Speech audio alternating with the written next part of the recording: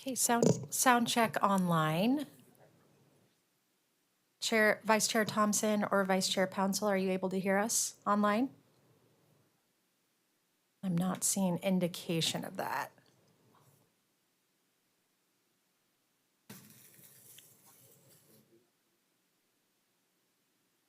Testing the online audio.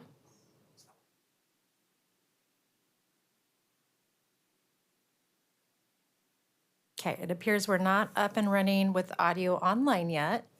We'll give that just another minute.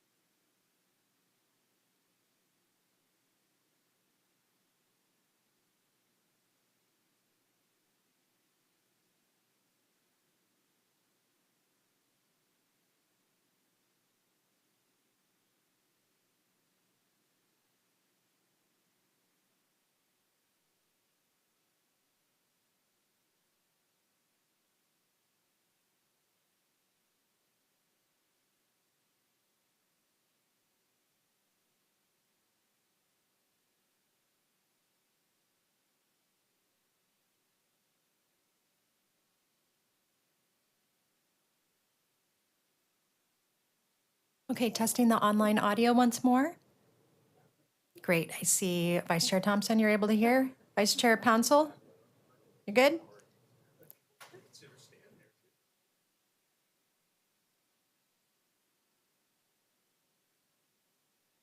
Looks like Vice Chair Pouncil might still be working on his audio. Oh, you're good. Okay. Thank you so much for the confirmation. We will go ahead and get started with the agenda this evening. This is the August 27th Planning Commission meeting for the City of Portland. I am the Chair, Mary Reno Mera, and I'm joined in person by Commissioner Lang, Commissioner Ames, Commissioner Routh, Commissioner Alexander, Commissioner Spivak. Online, we have Vice Chair Thompson and Vice Chair Pouncil. And not present tonight is Commissioner Patel. Great, so tonight we do have a packed agenda with 3 items. And to get us started, we are going to go ahead and it looks like we've got 2 items of interest. The council letters, did you want to do that as part of your director's report, Patricia? No, I think we'll do how do we normally do it, Julie? We'll do it right now. Okay. Any questions or comments on the 2 letters to council? That's on the Title 11 amendments and the updated Montgomery Park area plan. I'm not seeing any questions from commission on those, so hearing nothing, we will go ahead and approve those to advance to council. Via head nod, not vote. Okay, thank you so much. And now I will hand it over to you, Patricia, if you have a director's report this evening. Good evening, Chair O'Meara, Vice Chair, and Commissioners, pardon. Patricia Diefendorfer for the record. I don't really have anything to update on in terms of a director's report. Just wanted to make sure that the commission is aware that the housing production strategy is going to council tomorrow. And there will be a hearing before council on that item tomorrow, and I can report back at the next meeting about the outcome of that. I think that's all that we have to update on right now. Thank you. Great, thank you, Patricia. Up next is the consent agenda. Do we have a motion to approve our consent agenda this evening? Commissioner Rouse, move to approve. Thank you. Do we have a second? Second. Thank you, Commissioner Alexander. All in favor? Aye. Aye. And that is unanimous. Thank you all so much. So our first item of business this evening is the Rose Quarter Sign Code Amendment. So I'll call up BPS staff, Sandra Wood and Phil Namany. This is a public hearing, but first we'll start with a brief staff presentation and then we will move on to oral testimony. And while they're getting up here, we do have a couple of disclosures on this item. I will invite Commissioner Alexander first. Thank you. Mike Alexander for the record.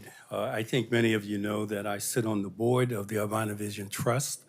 And we recently entered an alliance with the Portland Trailblazers to advance much of the work that's being done to revitalize and develop the Rose Quarter. So I want to acknowledge that. It's something we're very excited about. It is titled the Urbana Rose Alliance, and it is not in any way connected with the item that is being presented this evening, but I want to disclose the affiliation. Thank you, Commissioner Alexander. I too have a disclosure. I work at Central City Concern, and we are a property owner. We have a affordable housing and clinical property just north of the Mona Center, and that is Madrona Studios. Any other disclosures from commissioners? Commissioner Lang.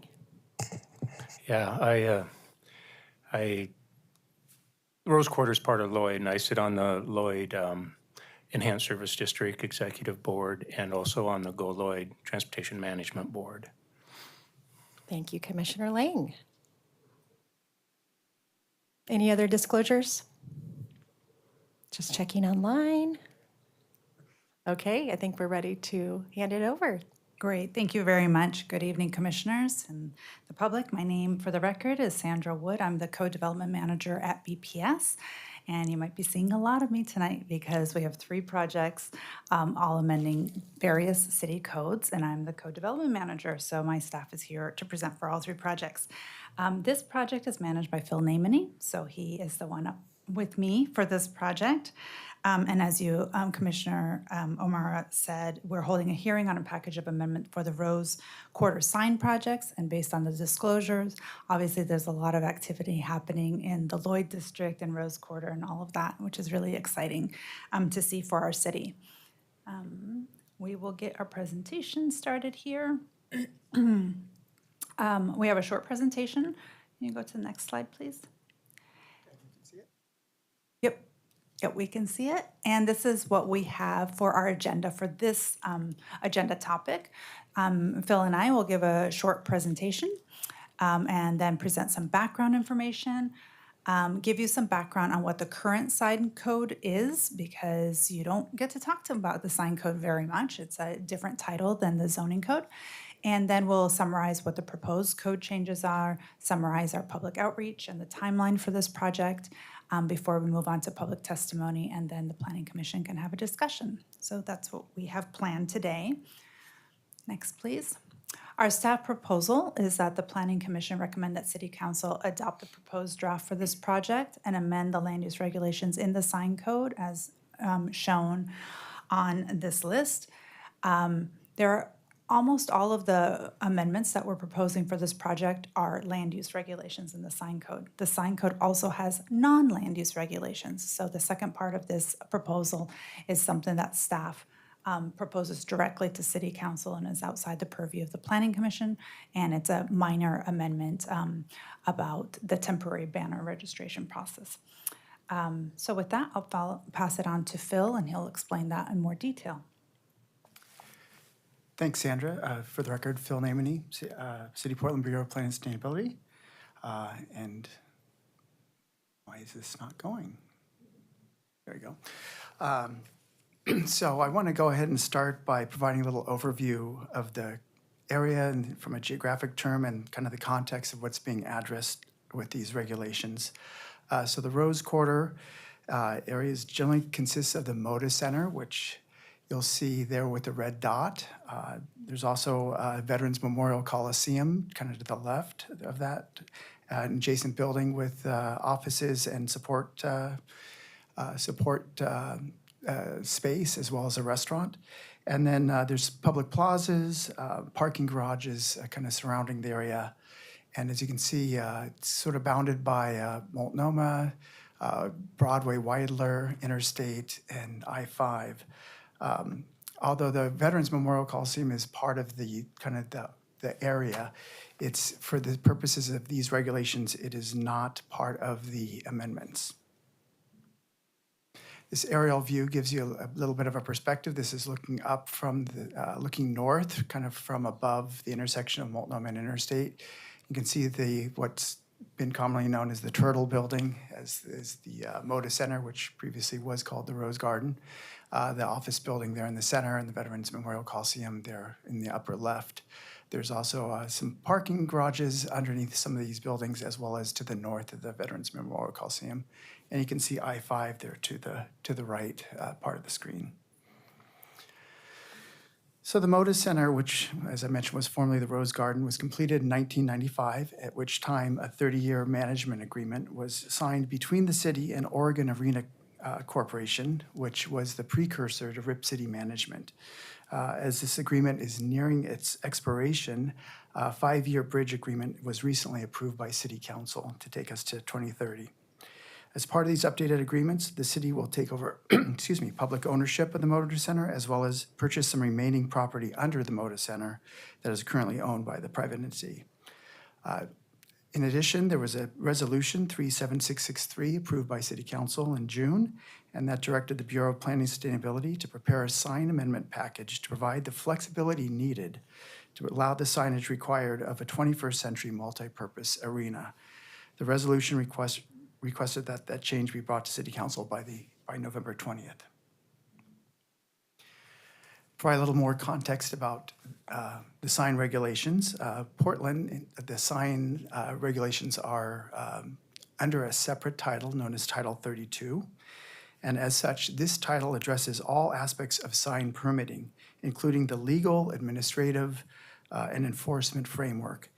The sign code also includes land use standards and references city zoning where appropriate, and then also includes construction and structural standards, which is reviewed during the building permits. Today, our focus will be on those land use standards.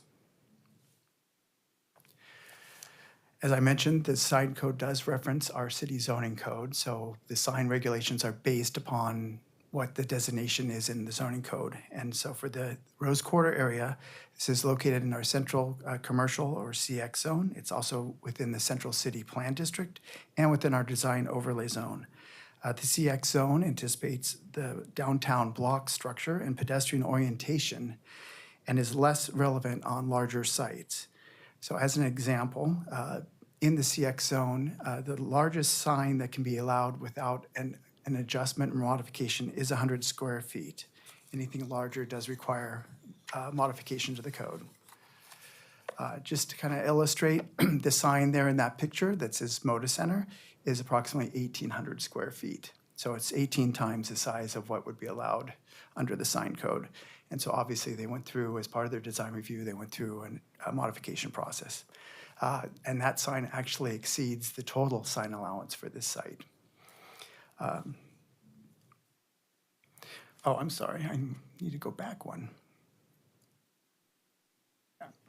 A couple other things I wanted to bring up. The sign code severely restricts changing image signs, although sites with major event entertainment can request an adjustment to those limits. Most of the other uses cannot ask for adjustments to the changing image signs. Other sign code standards that are currently in the code prohibit rooftop signs and limit the range of temporary signs, including temporary banners.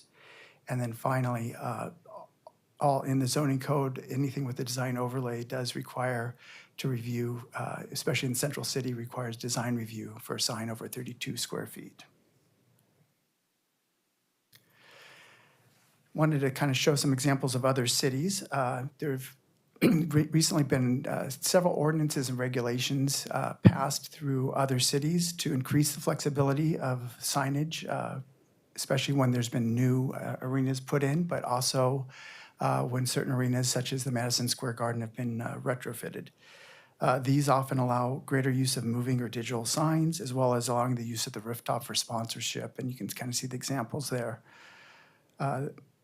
As you may recall from a previous slide, the Moda Center roof could potentially have a rooftop sign if that was allowed. So with that background, I'm going to move to the amendments that we're proposing. These amendments were the result of discussions between ourselves, the city's Spectator Venues Group, and Rip City Management. So from an overview standpoint, our approach is to amend Title 32 or sign code to provide for greater sign allowances and flexibility for the Moda Center area. And this would include creating a sub-district known as the Rose Quarter Entertainment Sub-District. And within this sub-district, we would waive most of the existing sign code standards and then create a small number of new parameters to allow for flexibility in the sign program without always requiring code modifications. And I'll go into a little more detail on the next couple slides. Recognizing the impact on distracted driving, we will continue to include some existing limitations along the I-5 freeway and other limits adjacent to the other roadways. And then finally, recognizing the importance of design review to help with providing a holistic sign program, we will continue to have the requirement that signs over 32 square feet do trigger design review. So going into a little more detail, we are adding a map to the sign code that establishes the Rose Quarter Entertainment Subdistrict. As you can see, this does exclude Veterans Memorial Coliseum, since that building and the adjacent plaza is a historic landmark. The area within the Rose Quarter Subdistrict boundary would be exempt from several current sections of the sign code, but the area around Veterans Memorial Coliseum would be subject to the existing code. We're replacing the exempt sections with a small number of regulations, and this kind of gives a summary of that. These do include an overall sign allotment of 40,000 square feet for that sub-district. Rooftop signs would also be allowed, and they would not count towards the overall allotment. Potentially a rooftop sign by itself could be around 50 or 60,000 square feet. However, the rooftop sign cannot include changing image features. Will allow a greater number and size of temporary banners and do not have restrictions on other temporary signs as long as they are not in the street. There are some limits to the individual sign regulations, including limiting the height and changing image size for freestanding signs near the street to address impacts on the street, requiring changing image signs to meet the off-site glare standards of our zoning code, limiting the hours of operation for the larger changing image signs, and continuing to limit the size of individual signs within 100 feet and facing the I-5 freeway to 200 square feet, and prohibiting changing image signs in those situations unless those signs are below the level of the freeway roadway. This continues a current citywide standard. Several of the standards are intended to reduce the impacts on neighboring properties and roads while still providing a lot of flexibility elsewhere on the site. I do want to note that there was still a maximum size of 300 square feet for any single temporary banner. There was a typo in the code, or in the commentary, that kept a 500 square foot limit, but the code is our current proposal. However, there may be testimony on that provision. And depending on the final commission recommendation, we'll match the commentary with the code in that case. I do want to reiterate that all these changes are to Title 32. There are no changes to Title 33, our zoning code. What this means is that all permanent signs will continue to be reviewed through design review if they're over 32 square feet.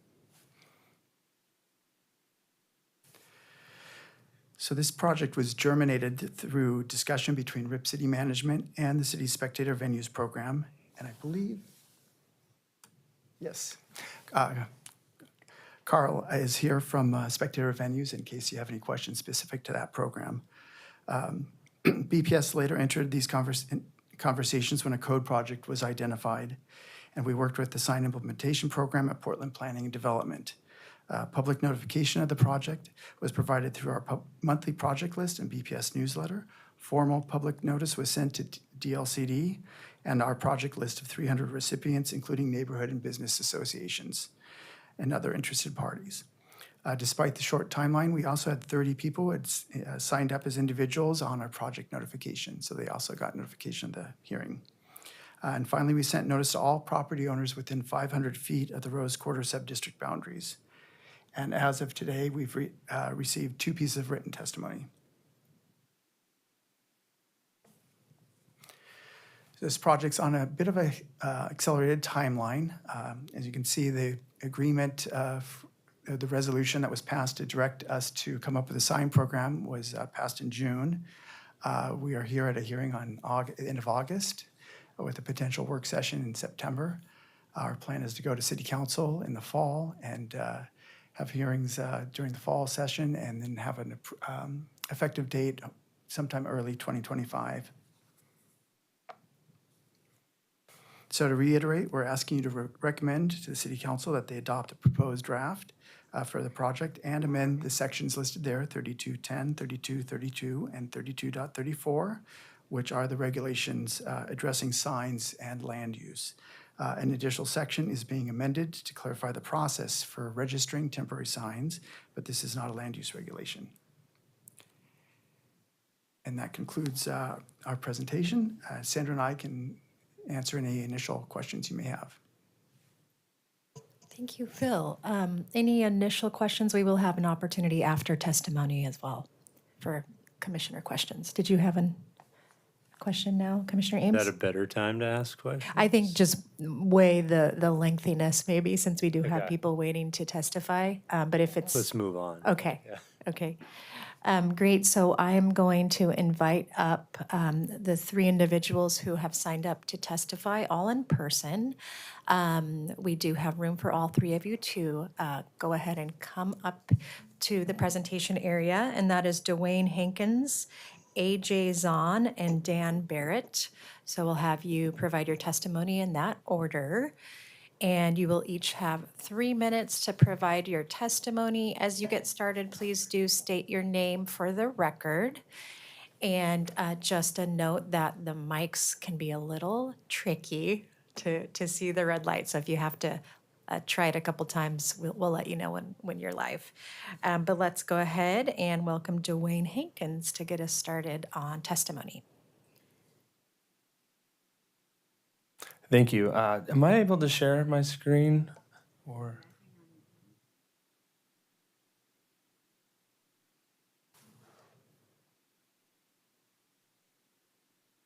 Okay.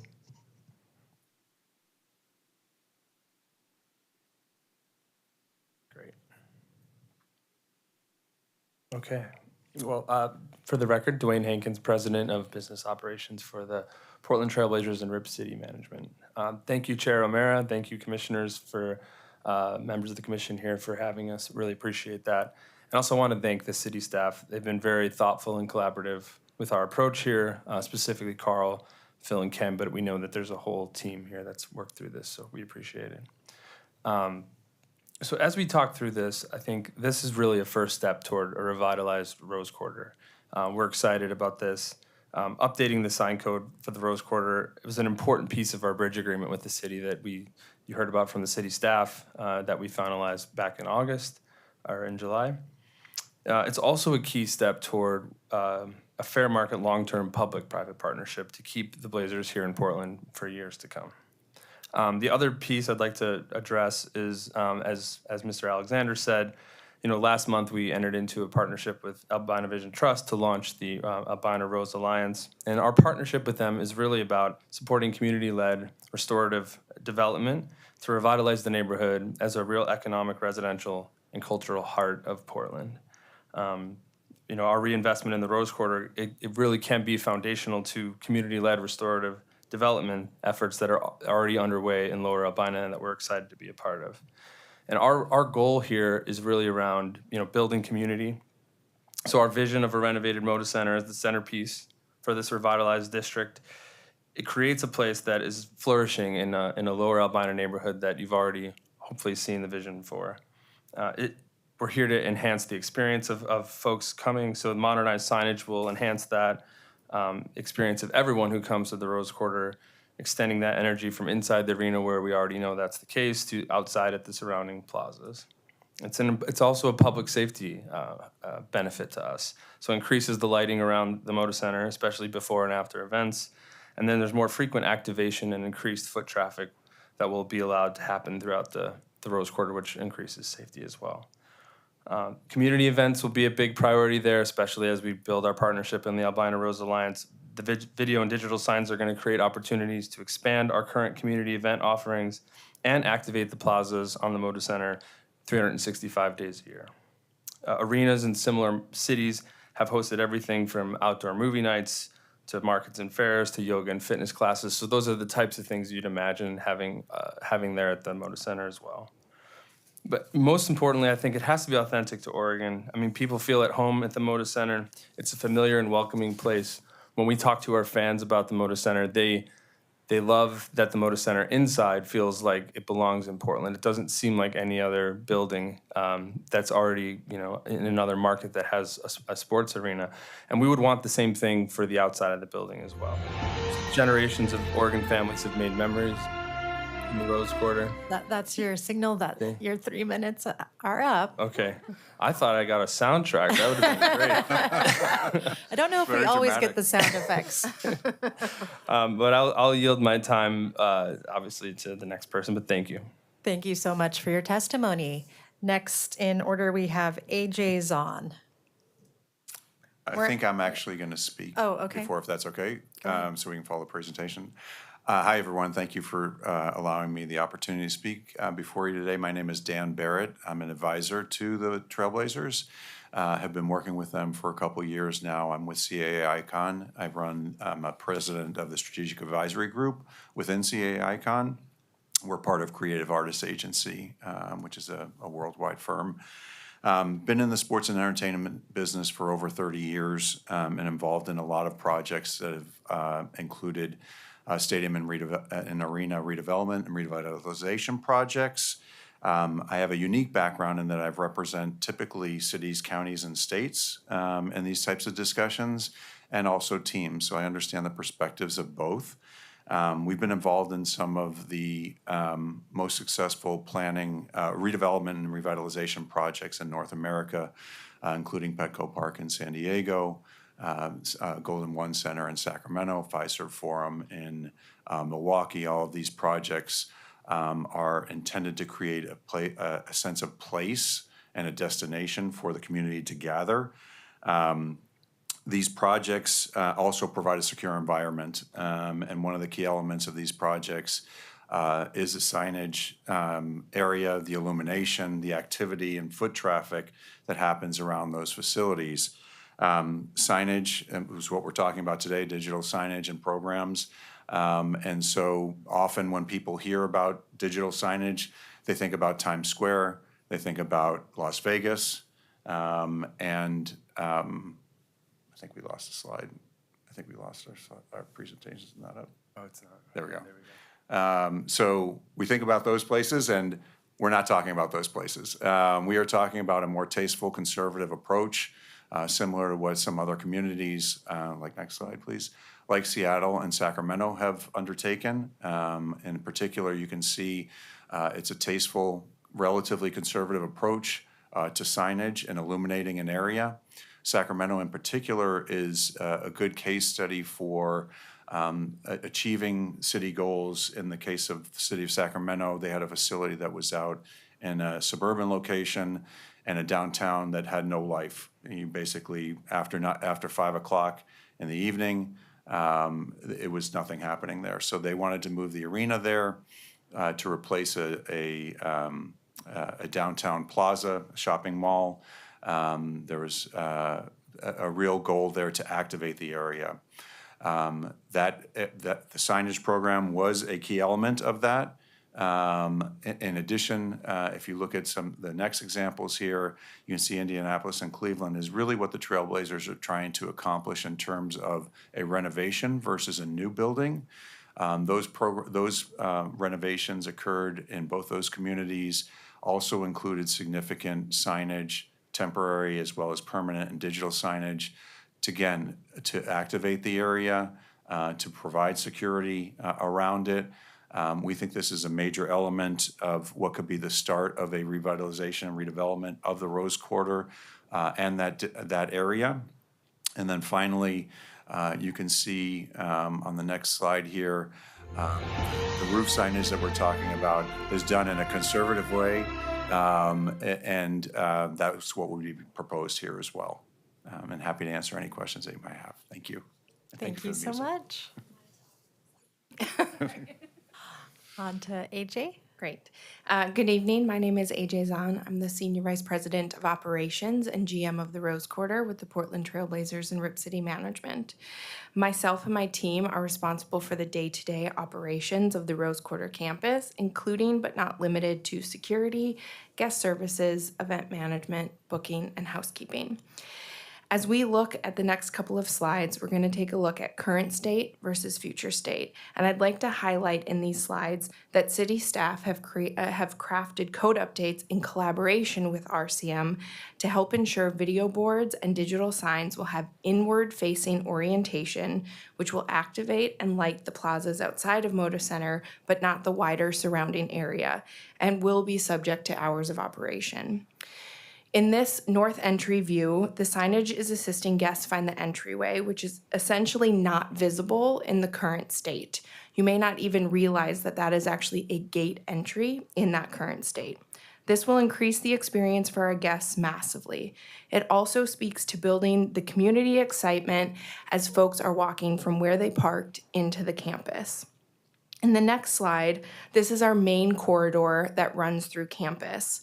The signage here will not only enhance the experience, but it also keeps this area well lit and allows for us to send critical security messages should we need it. We have had increased security challenges on our campus, and this signage will be a huge resource in keeping our campus safe. In this next slide, you'll see our south entry. It's yet another example of drawing individuals together and allowing us to host many more community events like family movies, watch parties, yoga, and other fun community events. Finally, you'll see our roof slides here. Again, city staff have crafted code updates to ensure roof signage is downward facing with indirect light. The roof will also be subject to the hours of operation. Lastly, we have two requested amendments. First, it's important to remember the size and scale of Moda Center. Here you can see the difference between 200 square feet and 1,000 square feet. The placement and orientation of this conceptual image shows its height that optimizes for pedestrian traffic, but not drivers on I-5, and it makes it clearly visible for those pedestrians. Our next amendment request is our banner size from 300 square feet to 500 square feet. Again, size is critical here. For an outdoor event like the Portland Marathon or a street fair, banners strung across the outdoor plazas need to be large enough to be visible and readable. Here you can see the difference between 300 square feet and 500 square feet. Banners can also create real excitement around national events like All-Star or NCAA and can help us win those bids and drive that economic benefit beyond just the Rose Quarter. I would like to echo Dwayne and thank our city staff, Phil, Ken, and Carl, as well as you all for the time tonight. If you have enough information, we'd like to have you make a recommendation tonight, including these two amendments. Thank you. And I did not get a soundtrack, so thanks. I think we were able to turn it down, so that's. Maybe we found how to control that. Thank you all for your testimony, and that does conclude our testimony for this item. So I will close written and oral testimony, and we will call back up our staff members, Sandra and Phil, and open it up to commissioner question and comment on this item. And I think Commissioner Ames was first in line. Commissioner Ames for the record. So the two amendments, I guess, could we talk through how come those weren't included? Kind of what's the city's stance on the 200 versus 1,000 and the 300 versus 500 for the banners? So for the first one, the 200 versus the 1,000, so that limit is only within 100 feet of the I-5 roadway. And so we're talking about kind of a limited area along the east facade of the Moda Center. And actually, we didn't actually do all direct measurements, but a good chunk of the Moda Center is actually probably beyond the 100 feet because you've got Wheeler in between those. But what we were looking at was the fact that that was an existing regulation. Because of the sort of accelerated time frame, we didn't want to necessarily try to do additional studies in terms of distracted driving and things like that. The one thing that we are allowing this in this case is currently the 200 square feet is not adjustable. So the 200 square feet is not adjustable. Changing image signs is not adjustable, but we're keeping that provision as well because of the distracted driving. But we did make it so that the 200 square foot piece, that is one thing in our code now that is somebody could still ask for an adjustment, and then through the adjustment they could kind of go through the discretionary process to show how that may not have an impact on the roadway. But Is that through design review or what's the? yeah, it would be okay. through a modification through design review. So I don't know if you want me to share my screen again real quick. Phil, when you have a chance, could you also describe what that design review process looks like, just for the benefit of the commission? So just to kind of give you a sense, if you're looking, you got I-5 along here. The main area I think that the RIP City Management's maybe a little concerned of is the area, there is an entrance that's not really used for entry that much, but is often used for exiting. And I think there could be plans with the remodel to maybe make that a little more of a feature. That is right around 100 feet away from the roadway.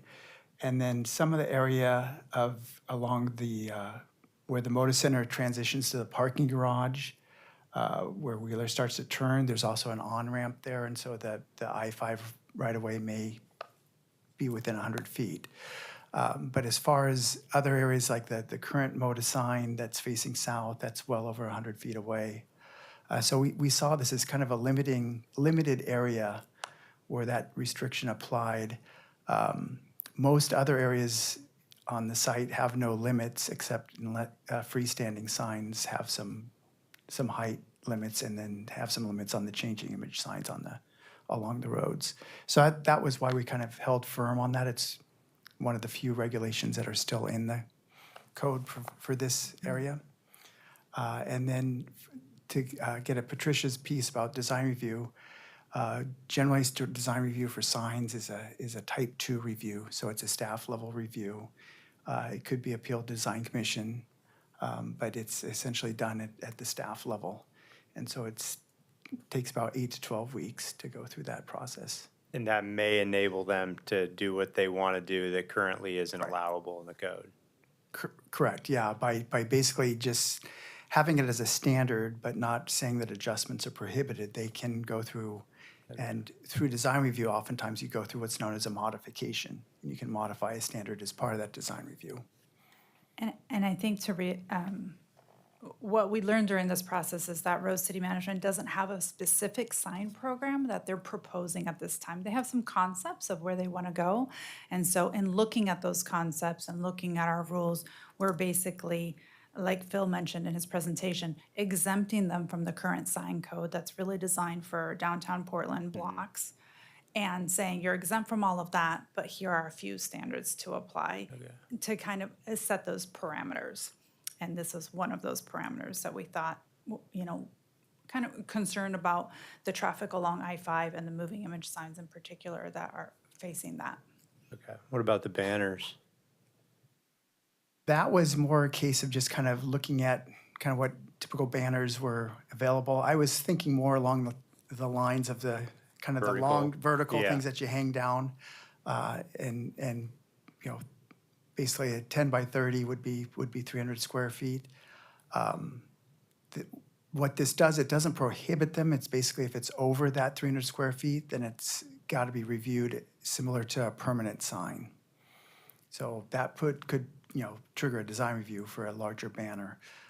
But that could be an amendment that we could propose in this to increase the banner size. Right, That's it's something that's basically allowable? it's changing the 3 to 5. To in the 5, yeah. code. And as I mentioned, when we were having discussions, I think I was originally looking at 500 square feet, which is why the commentary says 5. I did restrict that down to 300 square feet, but that's something that you could propose as part of your recommendation. Thank you. Commissioner Alexander and then Commissioner Spivak. Yeah, Commissioner Alexander, for the record, so many of these discussions are just learning opportunities for me, but my takeaway is that you can't, but you can.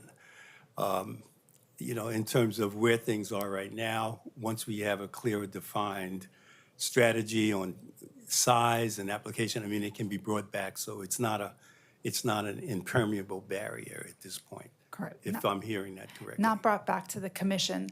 The applicant would apply for design review and go through staff level review at Portland Permitting Right, and which Development. hopefully Yep. would then find its way back to commission with a level of comfort that you have heard the request, it can be accommodated, and we are being asked to vote on a complete package as opposed to what we're being asked to vote on today. I mean, we're not being asked to vote on anything today, but what's Right. being proposed today. No, so the way the process works is that the applicant Rose City Management would submit an application to Portland Permitting and Development, which is the Got new it. name for BDS. BDS staff sends out a notice to all property owners within 250 feet, 300 feet? 150 feet. Yeah. And folks have an opportunity to comment to staff, but staff writes a staff report making findings against the approval criteria, and then they send out a notice of decision. And then that's the end of that, unless somebody appeals. If somebody appeals, it could be Rip City Management, it could be a neighbor nearby, then it would go to the Design Commission on appeal. And then the Design Commission would hold a hearing and make a final decision. But there's a clear path. There's a clear path, yes. I just And that's wanted- actually the current process that they have available today. The main change that we're making is that today, to apply for the sign program that they want, they would have to get many modifications or adjustments because the code is written for like a downtown block. So what we're trying to do is provide more flexibility, acknowledge that this site is very large and is a different type of development than a downtown block, for example, and alleviate some of those rules so that they don't need to request so many modifications. There are a couple of changes. The rooftop sign is prohibited currently, and we're allowing those. The changing image signs is a departure from what we currently have. Those are probably the two main ones, no?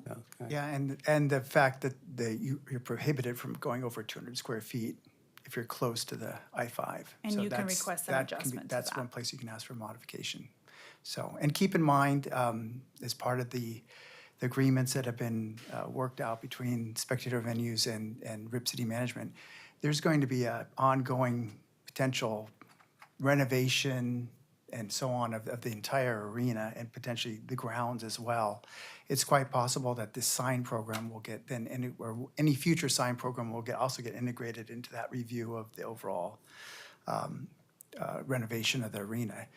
That's something to be determined. So we're just trying to create the framework for the sign aspect of it. And that came across hopefully as a desired outcome on the part of all parties. There's a lot of TBD in terms of just going forward. And then, Phil, can you go back to slide 12? I don't know if you still, I think you're still sharing. You're not sharing right now. I think Julie took me off. Was it this one here? right. This is being referred to as the Rose Quarter Entertainment Sub-District. But it is how, this proposal and Rip City Management and the Trailblazers are not developing an internal-facing strategy. It is a external-facing strategy meant to complement work that's going on within a clearly defined community. And just as Trailblazers have sort of embedded this as a priority, so has TriMet. So, I mean, there are a number of places in which the work on revitalizing this community is being targeted. And I'm wondering why the naming does not reflect Albina. Commissioner Alexander, maybe I could just quickly. No, I'd like them to answer, Patricia, unless, Sure. I just wanted to clarify that this is just naming a district for purposes of the signs in the sign code. So it's not naming the neighborhood or so the anything like that. characterization of this sub-district is not defined in a way that does not identify the geographic focus of this work, this community.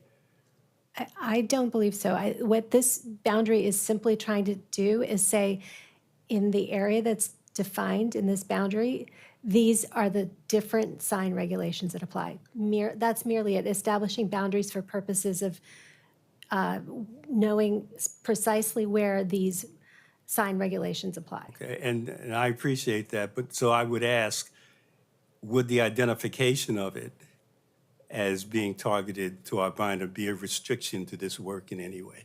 Is it a barrier to getting it done? If we named this sign district Albina Sign District instead of Sub-district.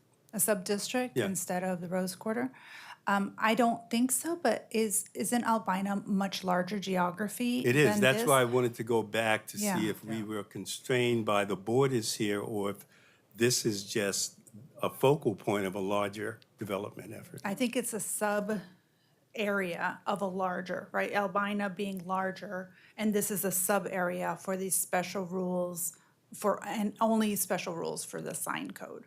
Okay. And I think there's a larger discussion that may happen, in the future with the central city, some of the central city code provisions and updates, as well as ongoing discussions that may happen with the Albina Vision Trust and Rip City Management, especially with things like the parking garages there that are along Broadway. Those are part of this sub-district right now because they are essentially being operated as parking garages for the arena. But if those areas become, development opportunities for AVT and, the kind of transition into a different type of community development, I would see potentially this map changing and showing that that is not part of the arena sign code anymore. So as Patricia said, this is solely about where do these special sign provisions apply? And they, that boundary could be organic in the future. And I understand and appreciate that's why we're here. But I also know if we went back 20 years ago, we had to really make it very intentional to stop calling the Motor Center the Rose Quarter. I mean, we had to identify it as what we wanted it to be understood within this community. And so I'm just curious as to whether this is a missed opportunity. But I understand why we're here this evening, but I would hope that that consideration would stay in front of us. Thank you for that thought. Commissioner Spivak. Thank you. I guess I want to springboard on that question. One potential, if this had Albina in the name, would that people be afraid that a large sign would be allowed by right in what people know of as Albina? I'm Okay. not talking about the signage. Okay. Not talking about the signage per se, it's the identification of the sub-district and what will occur in that over time, so. Okay. Okay. I had a couple questions. One is for, it's sort of like if we're doing it here, maybe, I'm curious why Memorial is not in here at all, Coliseum, and also there's a TriMet property just outside the southeast edge of the district where the bikes go by, the TriMet goes by. I just wondered whether those, I recognize you wouldn't have such liberal sign rules in those areas, but given how narrow you're allowed to do any signage right now in the whole district, I just wondered whether those areas had come up as a potential, a little more flexibility in the code. That might even be okay with historic design. So that was one question. And the other is typically referencing the side of a highway or a right-of-way makes sense as a reference point, but I've heard this one might move around some. So if the zoning code says you can be, the rules are 200 feet away from the edge of the highway or the right-of-way, is this section of highway going to be moving with a potential Rose Quarter project that suddenly a lot of stuff will be out of compliance? I'm just want to, if that's worth thinking through. Maybe it's too small potatoes, but usually referencing a highway is a great marker, but maybe not this one. Although I guess say for public safety, it makes sense. Yeah, it just would shift, the line would move. Yeah, we checked with our city attorney on this a little bit because of there is some uncertainty about is it the edge of the roadway or not. And what we put in our commentary is that we're looking at it as the edge of the area that was dedicated for I-5 that's showing in the tax maps. Now that may change, but what's interesting, especially along Wheeler, is there is no property that's not either part of I-5 or part of the Wheeler right-of-way. So in other words, if they were going to move that line, that would mean Wheeler would be narrower than what it is. So the dedication line is not necessarily mimicking the line of the roadway. So which way were you looking? I'm trying to get to the vicinity map, yeah. sorry. And then as far as veterans, I mean, early on, we were asking about how we should treat Veterans Memorial Coliseum, and I think there was just an agreement with Rip City as well as the city that because of the landmark status of this, there's also potentially some state kind of referencing for that. And then it would go through a historic landmark review. And so I think there was a desire to maybe have the landmark boundary of that not be part of the Moda Center. It doesn't mean that they can't propose to incorporate signage into that. It just means that they'll likely have to get more modifications. Okay, Vice Chair Thompson, go ahead. Thank you. Yeah, I have a couple of questions that I think are related. And one is that I'm trying to understand what sorts of guidelines or requirements are in place to address glare, light pollution, and any sort of like dark skies criteria that may impact bird population specifically. And I'm just, I understand that rooftop signs would currently be prohibited, and we are proposing that they be allowed. And in the example given, the testifier mentioned specifically downlighting. And so I'm just curious to understand what is actually baked into the code from like a human health and environmental health standpoint. And then the other piece is just questioning the radius that is established for property owners that are alerted when something comes before design review. It seems like the 150-foot distance is more appropriate to your typical urban block and is more intended to address the direct effects of buildings that don't have huge signs, and buildings with huge signs may have impacts well beyond that. And so it's just a question of whether that may need to be recalibrated. So to answer the first question, so a couple things. So we are referencing the glare standard that's in our zoning code, and that's actually something that is currently applied to changing image signs. So we're continuing that provision. Because that part of the code is being exempted, we had to bring that over because we're exempting that section that includes information about the glare standard. So we're bringing the same standard into this Rose Quarter sub-district, and essentially saying that changing image signs have to meet our glare standards. And that is measured off at the property line or across the street. We're also, as they mentioned, we are providing a standard that all indirect lighting of signs must be shielded and directed down to the ground. So the idea being, once again, that there's no spotlights going up, or if there's, if the rooftop lighting is, if the signs on the roof is, basically if there's lighting to illuminate the rooftop sign, that it be pointed down at the rooftop sign. They potentially could have channel lighting or things like some of the examples that are illuminated. And then the last thing is, as far as the larger changing image signs, we have a provision that they be turned off between midnight and 6 in the morning. And then with sort of an exception, like if a program like a concert doesn't end till 11:30 at night or midnight, then those signs can stay on for an hour after the concert's over as people are exiting. But the idea, once again, because when you're talking about large-scale video boards, and some of these can be up to 3,000 square feet, I mean, those can create quite a kind of a lighting effect. But the idea was, between midnight and 6 a.m., those would be turned off. And moving on to Was that it for that? Oh, I was- yeah, I- did you want to do design review? Sure. The 150-foot radius is what's assigned to a type 2 design review.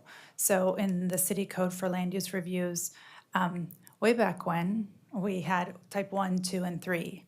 Now we have a type 1, 1X, 2, 2X, a 3, and a 4. So we've increased quite a bit the types of procedure types that we have.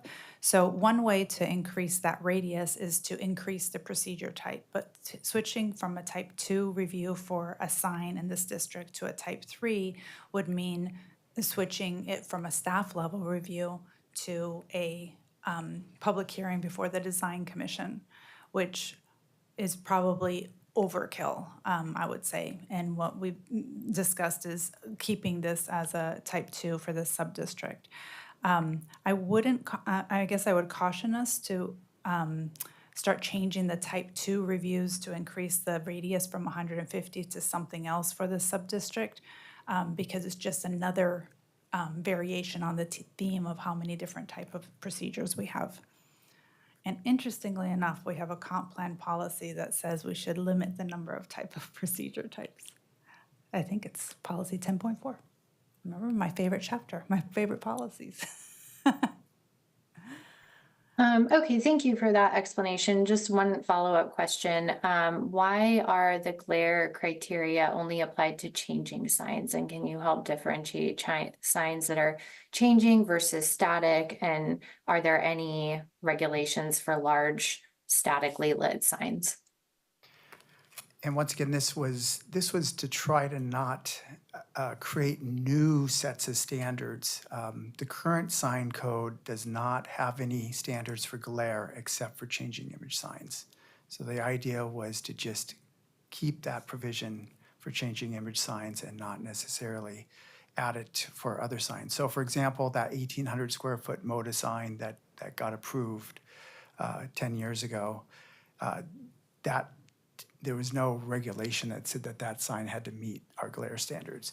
So in essence, we didn't want to try to create new limitations or standards where there weren't standards before. We just were trying to carry over some of the standards that we thought were important.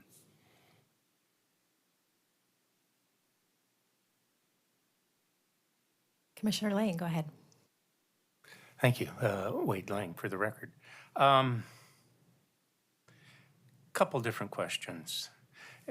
Carl may be able to refresh my memory. I think when we did the Northeast Quadrant 2035 Comprehensive Plan, we talked about a pedestrian bridge, I think coming off of Clackamas going over I-5 and heading into Rose Quarter.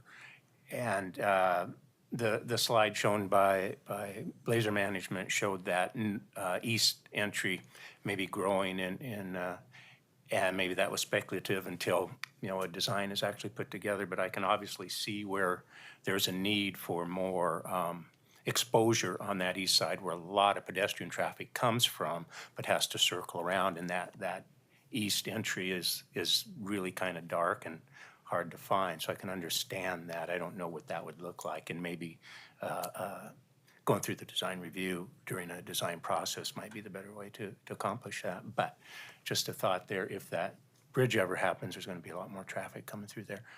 I'm curious about the approval process for the sign on the grain elevator that's southwest of Rose Quarter. How did that get put up there, and what was the process? That's bigger than 200 feet. So that it has some non-conforming rights that are also potentially in dispute. So at one point, there was a painted "Amazon can't fit here" message on the sign. Then was later replaced with basic vinyl. I think they put in an apparatus to be able to put vinyl signs on there. I don't want to necessarily go into the detail on that. During COVID, there were some issues with they're not getting revenue and signage coming down, and whether that sign still has non-conforming rights, but that was there. So I don't know if it predates the 1998 sign code rewrite, but it's been there for quite a while, and since we can't regulate content of a sign, the image and or the message can change over time. But yeah, that's well over 200 square feet. And I think it's being argued about whether it's a non-conforming, has rights to non-conforming sign or not. That's a bit of an anomaly to what we're It's discussing. an anomaly. When the sign code was rewritten in 1998, there were many large signs in the city that would become non-conforming. And so there was a program set up for those property owners to come in and document that their signs were legal at that point in time to kind of give them non-conforming rights. And so there's an inventory of that. And that's what Phil's referring to. But then there has been some changes to that sign that we don't need to get into here, but yeah.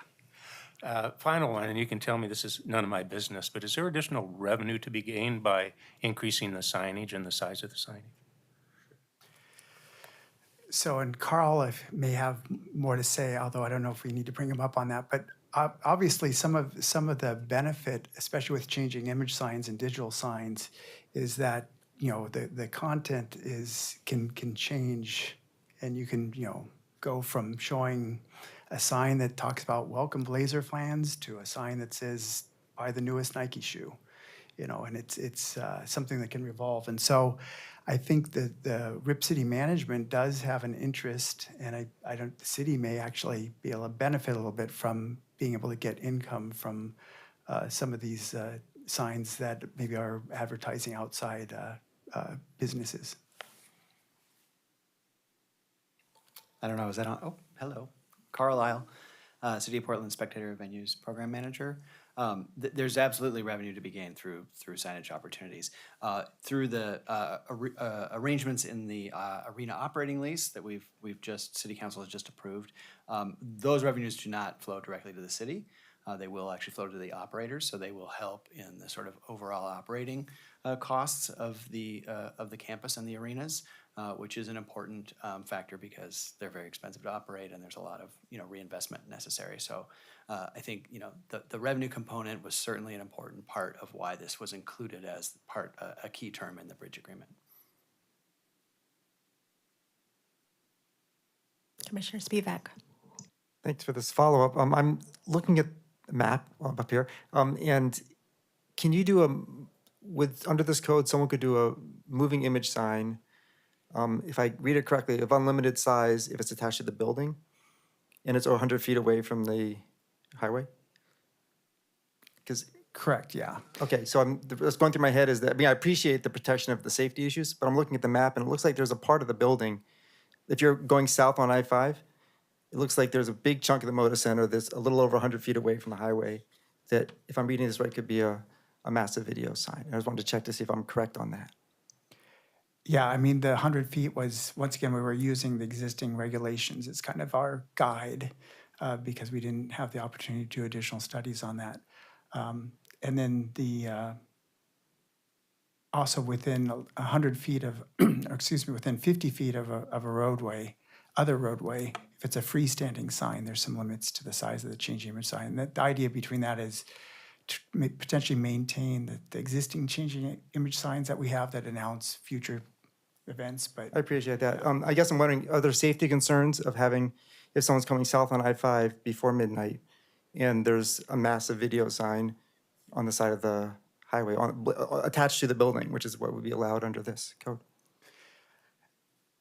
The thing that's tough on this, and when we were doing some research on this, when the Moda Center got sponsorship for the arena, they actually came in and got approval for 4 large signs. All 4 exceeded the amount. One of them was a north-facing sign that potentially would have been visible from I-5. But if you're actually traveling south on I-5, because you're kind of traveling under the Broadway and Flint and all those underpasses, and then you kind of come up, there's quite a bit of landscaping. It's actually very hard to see the Moda Center at all from I-5. And so, I can't verify this with the Rip City, but they actually never put in that north-facing sign. And my hypothesis on that was it's not very visible from the freeway especially.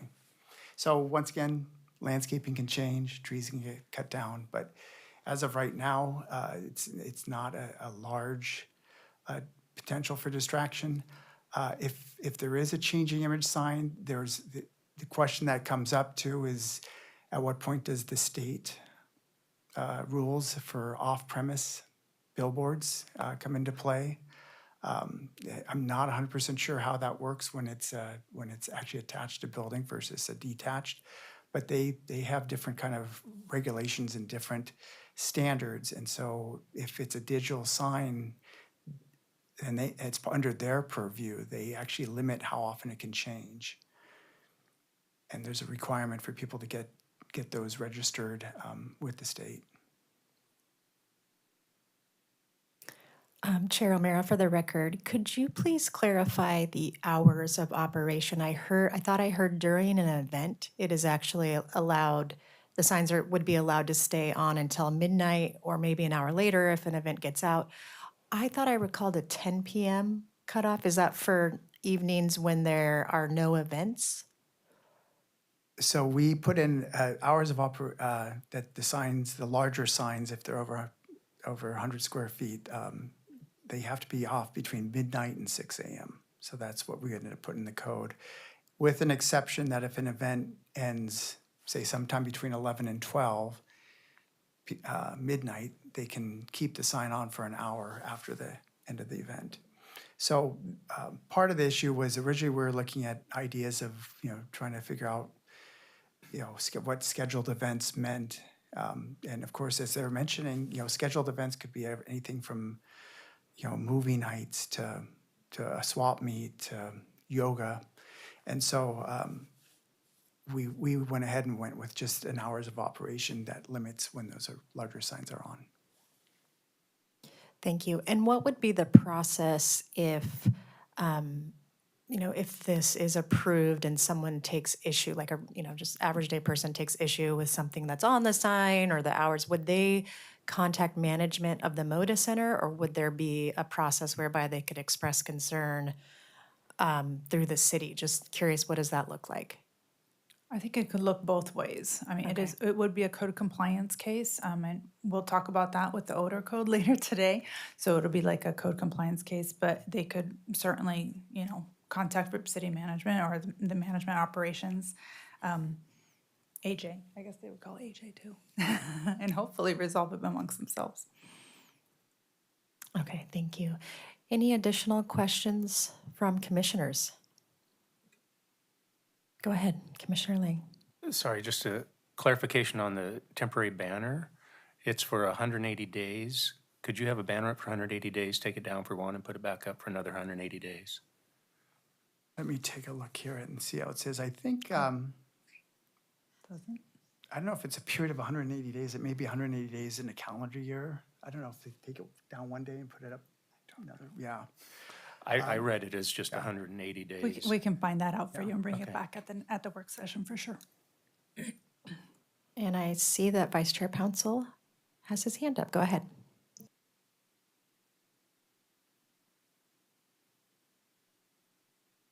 Oh, unfortunately, we can't hear you. If you'd like to text me your question or otherwise relay it, but we're not getting audio on you.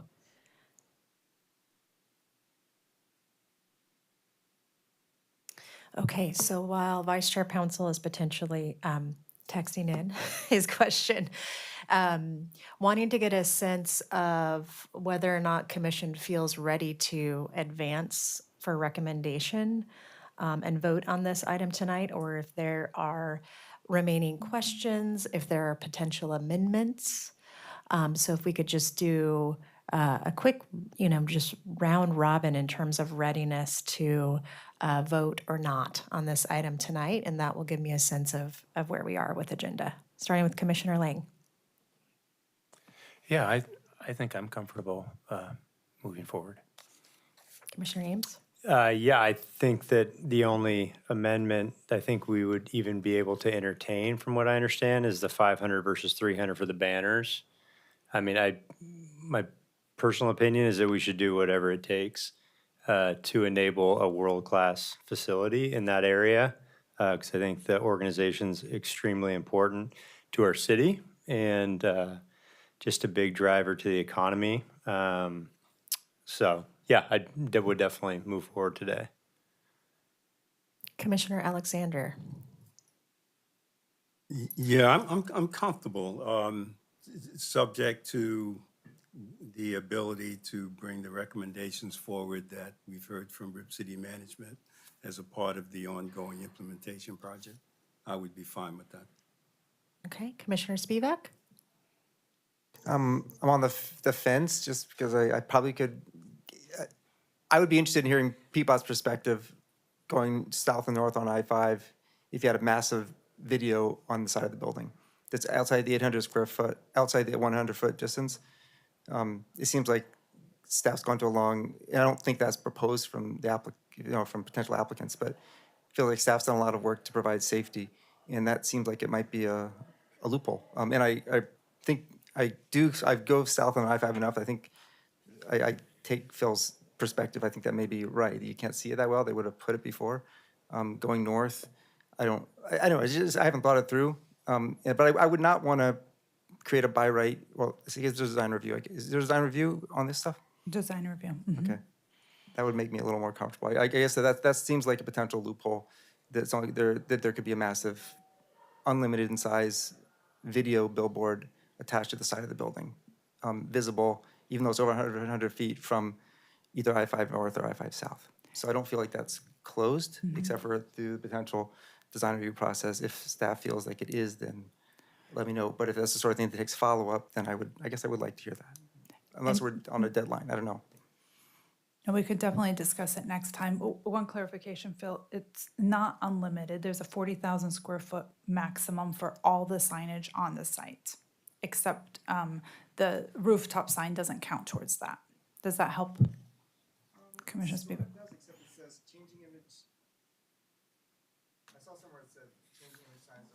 Sorry, I'm not on speaker. Are changing image signs exempt from the 40,000 square foot maximum? No. The 40,000 square feet is sort of the umbrella amount of signage that site can get.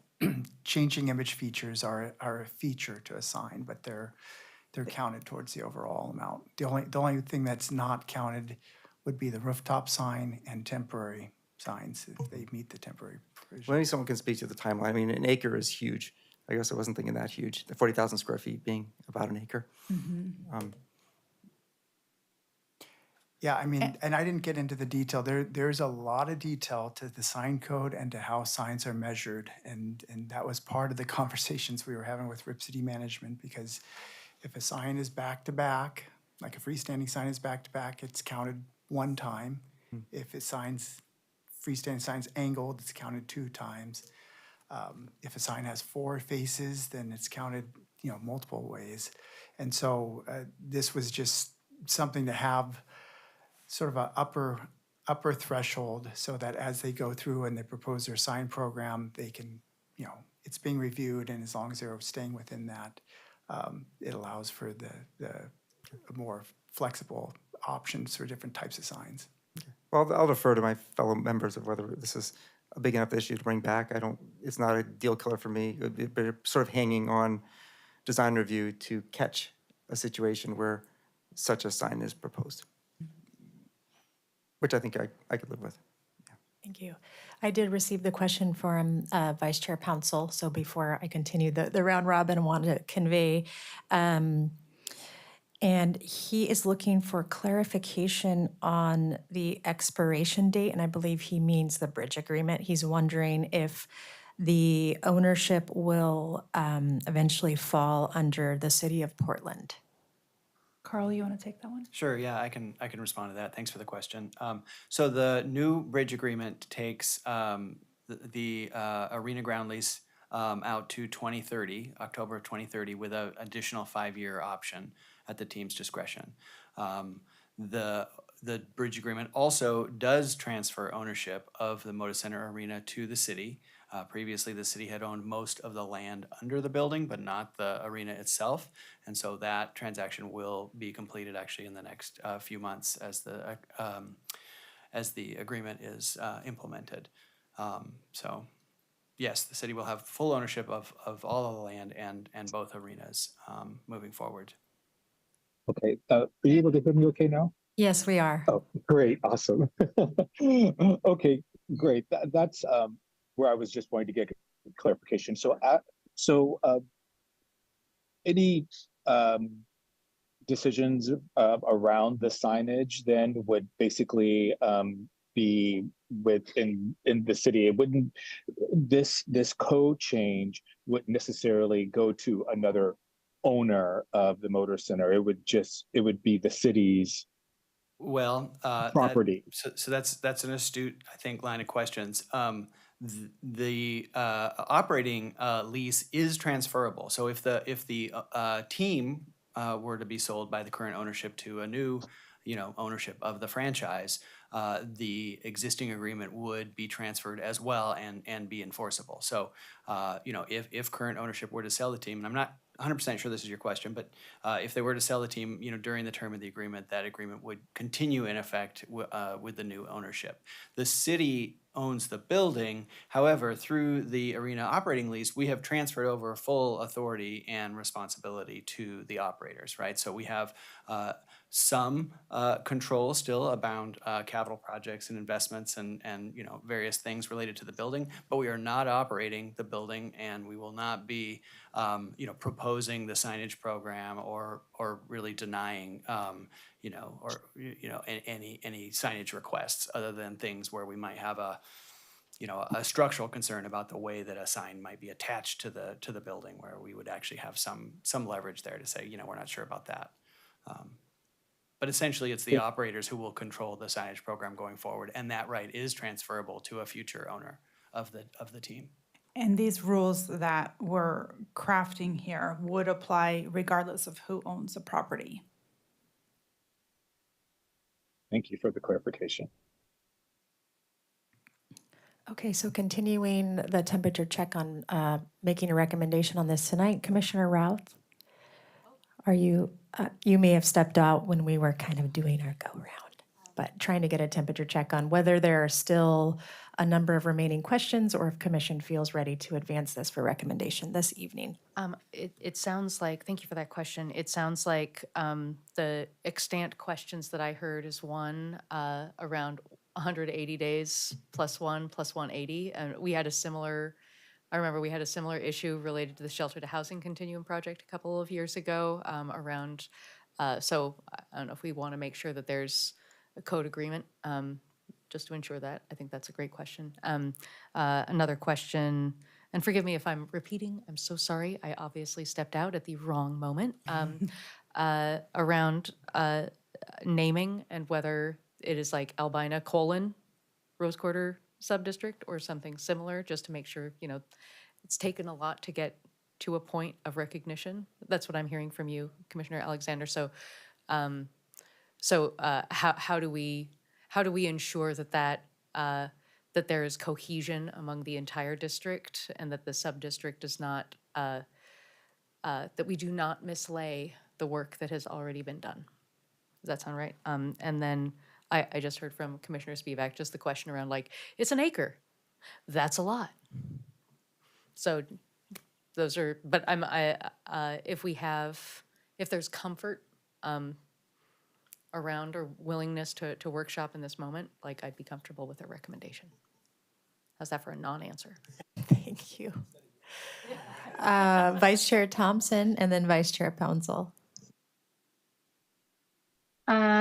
I guess I'm a little bit more hesitant toward the recommendation tonight side of things. I think that the questions raised by Commissioner Spivak are ones that I'm interested in better understanding, and I'm still also just trying to understand myself the question of uplighting and the impacts. You did a great job, Phil and Sandra, of trying to explain that to me, but I'm still left questioning, can you have lights that are pointed up at the sky? Would that be allowed?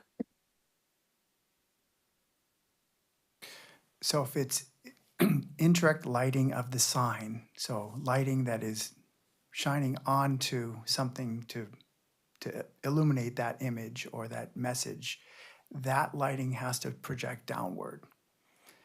As I mentioned, other types of lighting of the sign, just exposed to neon, channel lighting, things like that, there are no current provisions in our sign code about how those are projected out onto other properties or up above. But the idea was, especially with like signage on the walls or signage on the roof, if it was gonna be illuminated by lights shining on it, those lights would be directed downward. Okay, and then when this goes to design review, a staff level design review, what are the criteria that they are reviewing for? What are the approval criteria? Is that defined somewhere already? So since they're in the central city and in the Lloyd subdistrict, they would be reviewing the design guidelines that apply to those. And Lloyd subdistrict does have some provisions specific to signs and integrating into the building and addressing things like visual clutter and things like that. So there are some approval criteria. I think staff is generally not trying to, tamp down on sizes of signs and things like that, but they probably look at how that sign, better fits within the structural elements of the building. And I know when the Moda Center signs went up, they were looking at how the Moda Center, the lettering was placed in a way that helps to complement architectural features of the building. So that's sort of the things they look at. And we've been working with staff from the design review and staff at Portland Permitting and Development to ensure that they're comfortable with the parameters that we've set, and that coupled with the approval criteria that are already in our design guidelines, give them the tools to have the conversation with Rip City Management to ensure that the signs are integrated into the building and into the space and accomplish what we're trying to accomplish. Okay. All right, well, I guess I'm sensing that there's a sense of urgency amongst others to move this forward, and I just don't share that sense of urgency. I think that this is a really impactful site, and what we're talking about has the potential to be really impactful, and I don't know whether or not I would necessarily plan to bring forth any amendments or not, but I would just like some time to reflect on and digest everything that we've heard tonight. Thank you, Vice Chair Thompson. Vice Chair Pouncil. Yeah, first I wanted to say thanks for the testifiers and everyone for great slides. It all sounds super exciting. I'm a big fan of the Moda. I've seen some great shows there and games as well. I guess I'm excited about it. I think it sounds like a great opportunity for bringing some safety and more life to that area. But I do have some hesitance because that part of the city has a lot of history for me because it's one of the earliest images that I recognize from Portland from movies that I've seen back in the 90s, so it's very recognizable to me, and I always see it also as a very classy place. It would be a shame to have it look like something, I don't know, like out of Vegas. I don't think it's going to go that way at all, but I guess I just have a little bit of concerns about what are the parameters, the limitations? Is there any oversight? It sounds as though that they're asking, this is an ask to do whatever they want to do besides, uplighting, I guess, direct uplighting, but there is still the glare from neon. So I'm a little torn. I guess myself, it is a lot of information to kind of think about as well. So I guess my temperature check, I guess, would be just to give it maybe talk it over a little bit or a little bit more time and not maybe decide on this tonight. I mean, like I said, it sounds great. I mean, it sounds, and I want the Blazers to stay, and I want, that area to be very successful as well. And it's super exciting to see that, Albina Vision is part of this, this change there too. Yeah, I guess I'm a little, I want to say yes, but I also want to kind of maybe pump my brakes a little bit on it as well. So that's a. Thank you. Hope Thank you, that Vice makes Chair sense. Council. And Yeah. we can take more time. So I think given that this item has gone 25 minutes over from agenda and we still have some remaining questions and understandable requests for more time, let's go ahead and proceed with the cadence that was presented earlier, which I believe was a work session on the 10th. The work session on the 10th, Okay. exactly, which is 2 weeks from today. So if possible, we would love to hear, I already heard some things that we do need to come back with. 180 days, can we take down for a day? How does that temporary signage work?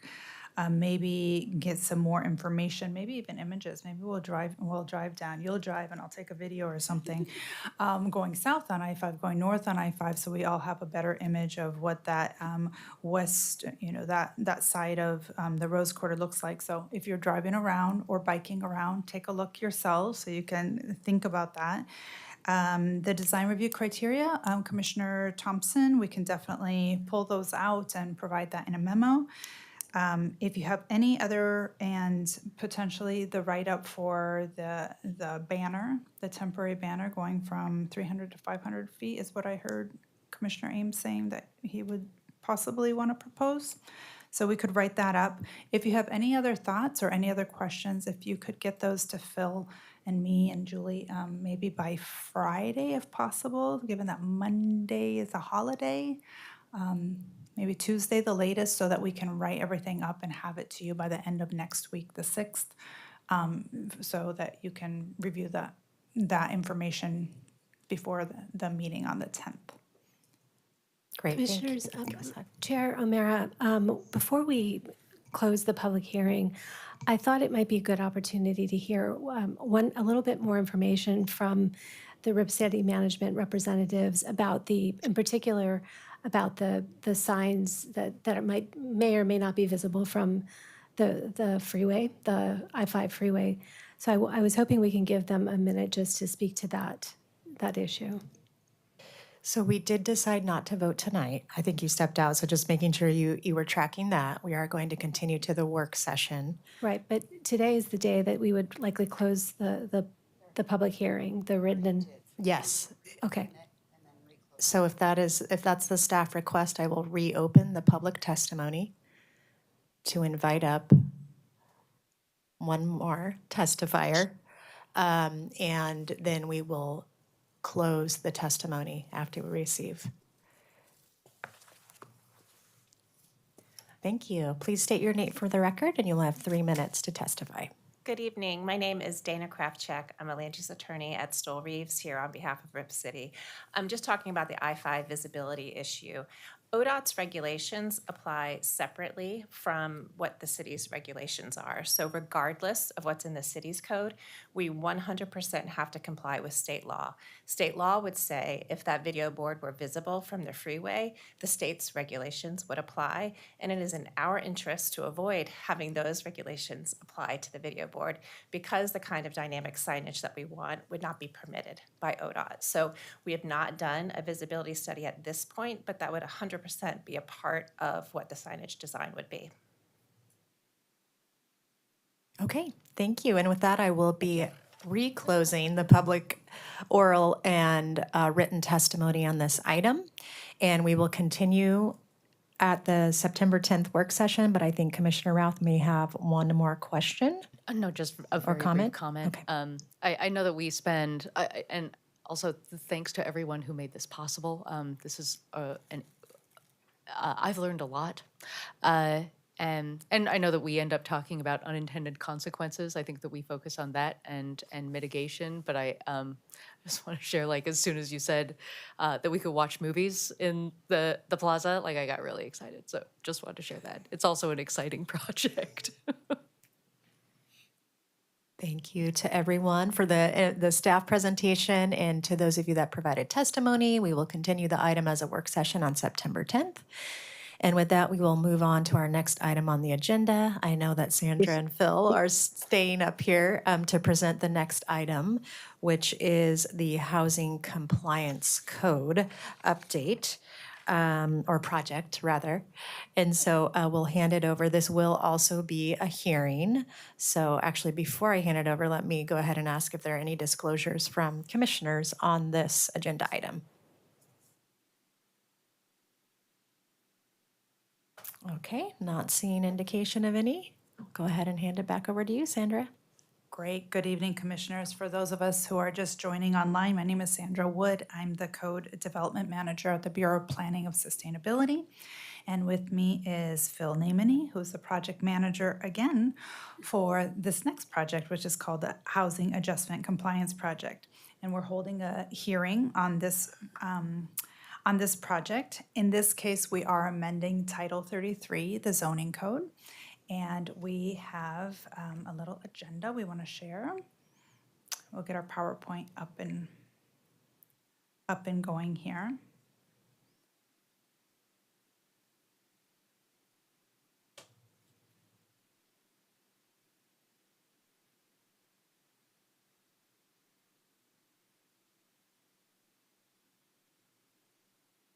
Next slide, please. Thank you. And sharing. There we go. So this is what we have planned for this agenda item. We'll give an overview of Senate Bill 1537. We'll provide the zoning code current context, summarize our proposed code changes, share our outreach and timeline. We'll go to public testimony, and then you'll have discussion. So with that, I'll pass it to Phil. Oh. And this is our proposal. Our proposal is that you adopt the proposed plan, proposed draft that we have drafted for you, and that you recommend to City Council that they amend Title 33, which is the Planning and Zoning Code, as shown in the proposed draft. In a nutshell, this will bring us into alignment with Senate Bill 1537, and Phil will explain what that is. Thank you, Sandra. Once again, Phil Naimany with the City of Portland Bureau of Planning and Sustainability. I'm going to start off by going over the background that is leading to this code amendment package. As you're probably aware through listening to newspaper headlines and things from the state, there's been several state legislative attempts to remove barriers or provide greater regulatory flexibility for housing projects. A couple of years ago, House Bill 3414 was a very similar bill to Senate Bill 1537 and lost by one vote. And so the second attempt, which went through the short session this past year, Senate Bill 1537, was passed and signed in the spring. The bill has an effective date of January 1st, 2025 for the adjustment provision, which we'll go over in greater detail, and is also establishing a housing office by next July. And the adjustment provisions that are in the bill do have an expiration date of January 2032. There were actually several components to Senate Bill 1537. The items that this project focuses on are the temporary provisions requiring local jurisdictions to grant adjustments to a range of development and design standards, as well as a permanent provision to allow an applicant to determine the start date of an application. The bill also establishes the Housing Accountability and Production Office, which is HAPO for short, and that office will be charged with encouraging and monitoring housing production and local regulatory issues. They will also be hearing complaints if they come up from developers or applicants about regulations at local jurisdictions. Focusing on the bill's adjustment provisions, it does require local jurisdictions to automatically grant up to 10 adjustments to a host of development design standards if a project meets certain housing parameters. These include, adjustments would include adjustments to lot sizes, density, height limits, parking requirements, ground floor requirements, building facade and orientation. The bill allows options for compliance. A jurisdiction can apply the rules from the bill directly to a review, or a jurisdiction can incorporate the rules and process into their existing code. A third option allows a jurisdiction to request an exemption to the bill's provisions on adjustments if we can show that the relevant standards are already adjustable and that we approve over 90% of the adjustment requests. So stepping back a little bit about what an adjustment is, we wanted to provide a little clarification. So Portland's zoning code includes many development standards, such as setbacks, height, floor area requirements, main entrance standards, and so on. An adjustment is a request to deviate from or reduce the requirement of the standard. As an example, shown on the screen, you could request an adjustment to go down from a 5-foot side setback to a lower side setback. Adjustments are often called variances by other jurisdictions. In Portland, they're called adjustments, or they're called modifications if they're done in conjunction with certain other reviews, such as design review. These requests are considered through a discretionary process, and approved if the proposal can still meet the regulatory intent.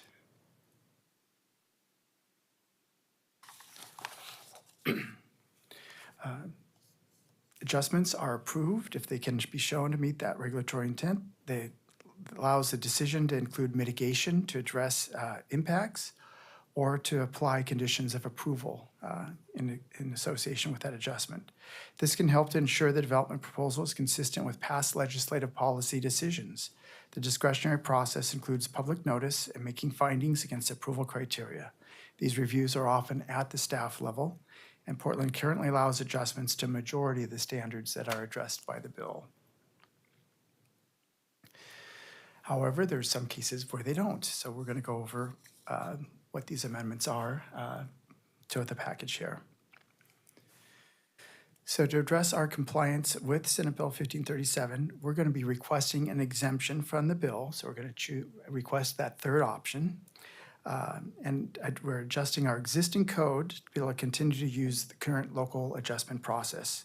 We're amending our zoning code in situations where our current regulations prohibit adjustments.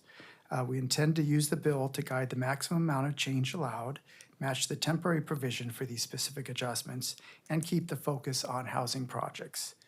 With approval of the exemption by the state, we would continue to monitor our process and approval of the adjustments to make sure we maintain that 90% approval rating or rank. So there's several advantages to requesting the exemption as opposed to applying the bill directly. Since we already have a process to adjust most of the standards and have approved at least 90% of the adjustments, it's easier to expand the existing land use process rather than trying to create a parallel review process in our code or separately applying the bill. If having two different processes and approval criteria would create confusion, especially as the state's criteria and language do not necessarily align with our zoning code.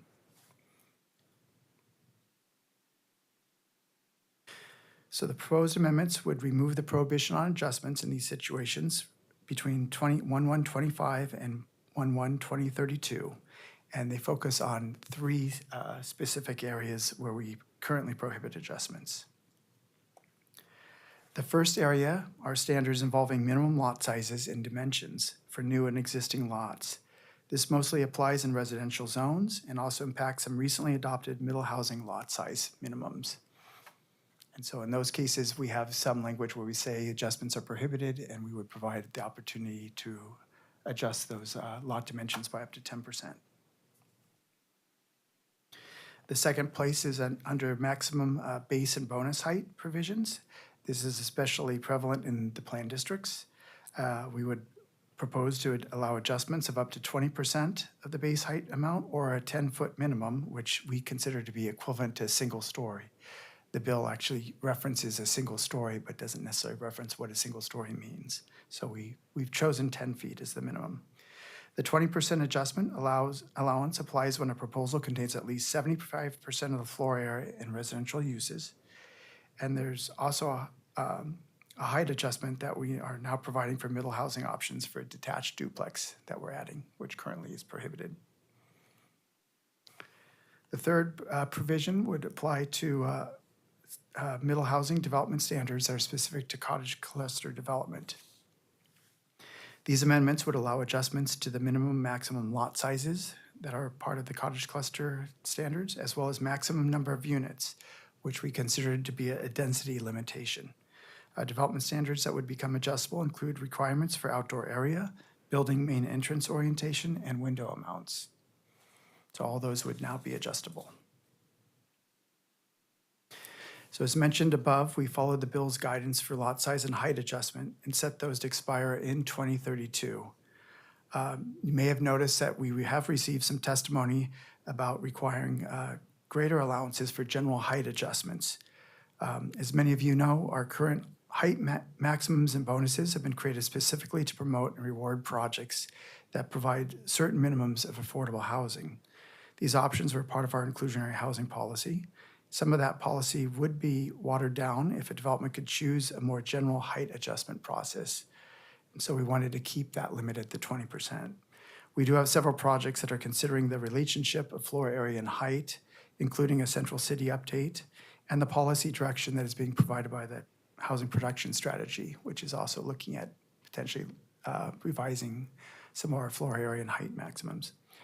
These projects should provide the greater policy discussion needed to determine future height allowances, both inside and outside the central city. Since this project was just sort of passed at state legislature this spring, it doesn't really give us the time to do that kind of in-depth research. I do want to mention that as we were working on the proposed draft and releasing the proposed draft, we did have some continued discussions about some of the development standards that were located in the bill.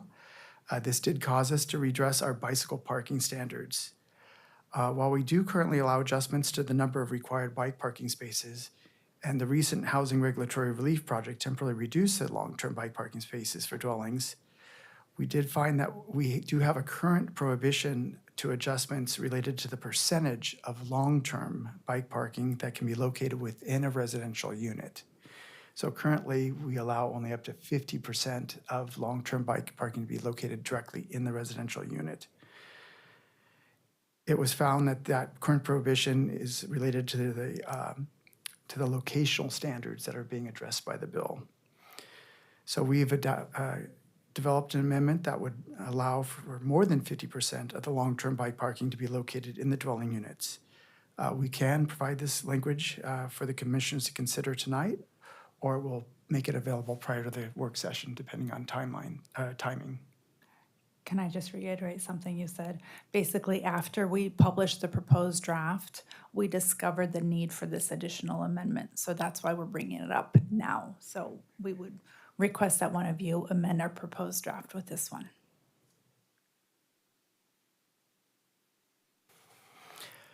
So in developing the package, we initially engaged in discussions with the State Department of Land Conservation and Development, or DLCD, as well as with Portland Permitting Development staff to determine our best way of moving forward to address the bill and considering those three options that they provided us. Through those conversations, we chose this third option to ask the exemption. Public outreach included providing information in our monthly project list, sending a notice of the proposed draft to our legislative mailing list, and to the project notification list, which also included about 30 additional names. As of earlier today, we had received 5 pieces of testimony, generally in support of the changes, but with requests to increase the maximum height allowance allowed through an adjustment, and to make some of the temporary allocations permanent. As I mentioned previously, a larger scale policy change such as this would need more research, and current and future planning efforts do intend to provide that research with other projects. This is another project that's on an accelerated timeline. As I mentioned, the decision about how to address the regulations is supposed to occur by January 1st of 2025. So we are proposing after this hearing to potentially have a work session on September 10th and to bring this to City Council once again in the fall and have the amendments effective 1/1/25. Concurrent to that point, we would also be working with DLCD to request the exemption to their state standards. So to reiterate, we're requesting a planning commission recommended city council that they adopt the proposed draft. We can go over, if we have time, the amendment for the bike parking. And then also to amend Title 33 as shown in that proposed draft. And this would help to align our code with the state requirements. Once again, this concludes our presentation, and we're here for initial questions. Thank you for that presentation. We do have 2 individuals signed up to testify. So again, we'll have time after the testimony for any clarifying questions or comments.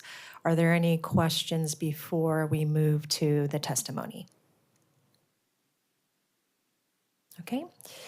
So I believe we have one in-person testifier. That's Michael Anderson.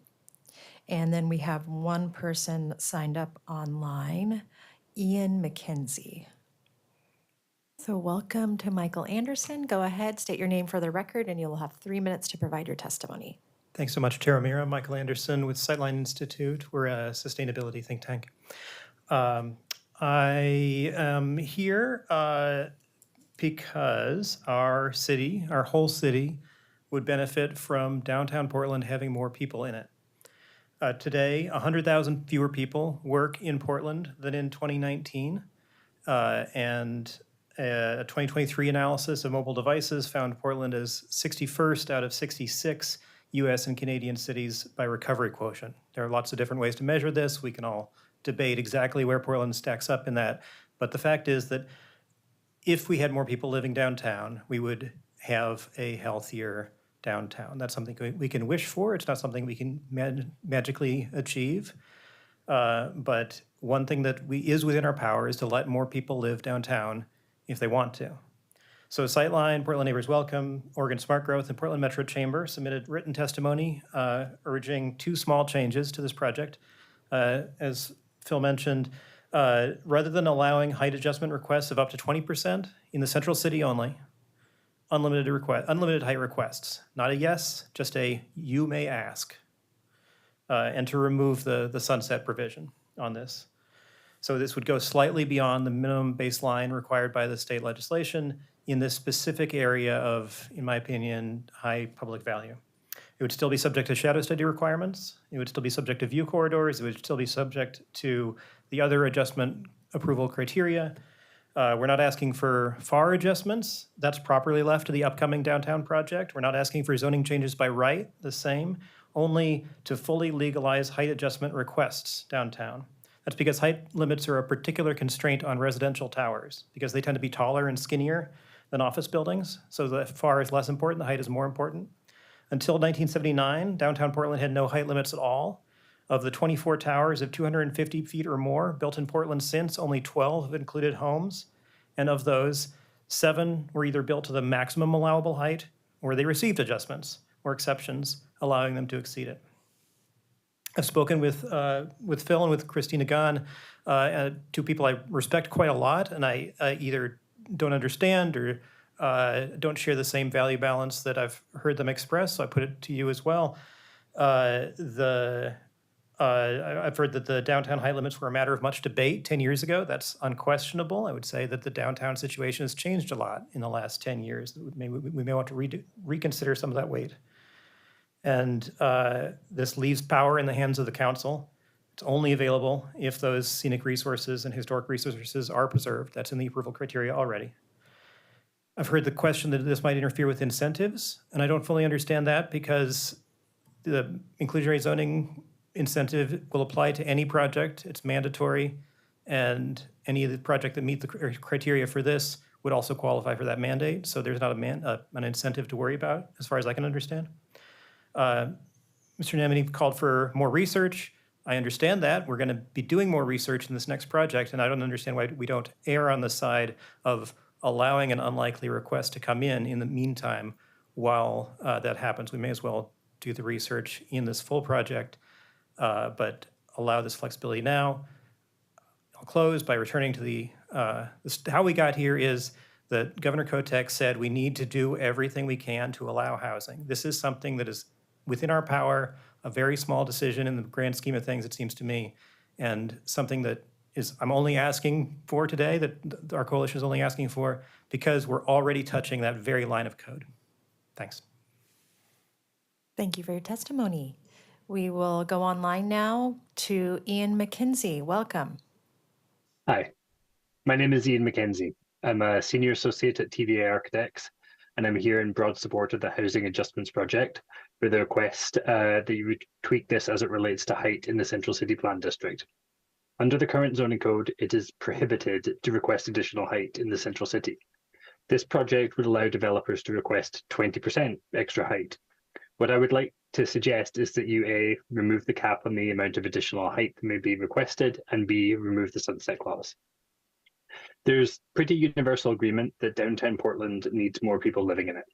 A couple of weeks ago, I was in Vancouver, BC, and I was struck by how more vibrant their downtown is than ours is these days. And that's not something I remember thinking 10 years ago. The fact that their downtown right now is so successful is in large part due to the amount of housing that has been built in the downtown core. Now is your opportunity to make a relatively small code tweak that could help make more residential development in downtown Portland possible. Residential towers typically have a more slender profile than office towers that were under construction in 1979 when Portland first introduced height limits downtown. Giving architects flexibility to use the same amount, and I want to reiterate the same amount of FAR in a taller, slimmer building can result in more livable units and a more attractive skyline. It's important to bear in mind that if you make this change and a developer was to request an adjustment, it would be through a public process. Any potential impacts would be considered during the city's rigorous design review process, which of course is always appealable. This proposal should not be seen as in competition with any future planning efforts that would increase by right allowances. We understand that an update to the Central City Plan is currently being scoped, and we look forward to engaging with that over the next few years. But we should not wait that long. While there are few large projects moving forward right now, that could change very quickly as existing supply gets absorbed, little new supply comes online, and interest rates fall, fingers crossed. This proposal should also not be seen as in competition with the existing bonus structure, which was designed to incentivize affordable housing. As currently written, the ability to request additional height in the Central City Plan District can only be used by developments where at least 75% of the total floor area is in residential use. Any such development is automatically subject to inclusionary zoning, and therefore any increase in the number of housing units delivered results in a corresponding increase in affordable housing units delivered. I would like to finish by thanking the Bureau and planning staff for taking this project on. I'm glad that I don't practice in California, where to move forward through entitlements, I would need to point to specific state laws to indicate where a jurisdiction's zoning code isn't in compliance. But I ask you, in this specific case, to go just a little bit beyond what state law requires so that we might again see a thriving downtown just a little bit sooner.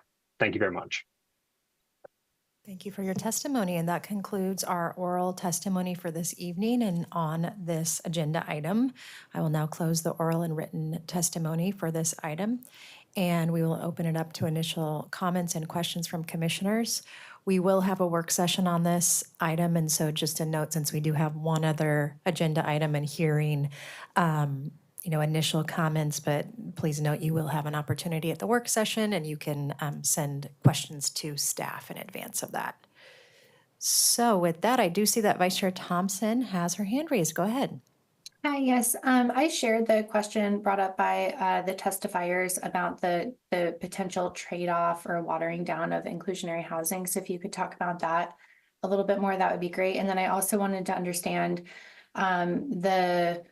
is it an annual reporting that would need to be done to demonstrate that 90% approval rate is maintained? And further, if there was an amendment to allow more height than 20% to be sought, would those cases be included in that calculation of that 90% rate? Or since it's going beyond the state bill, would it be excluded, if that makes sense?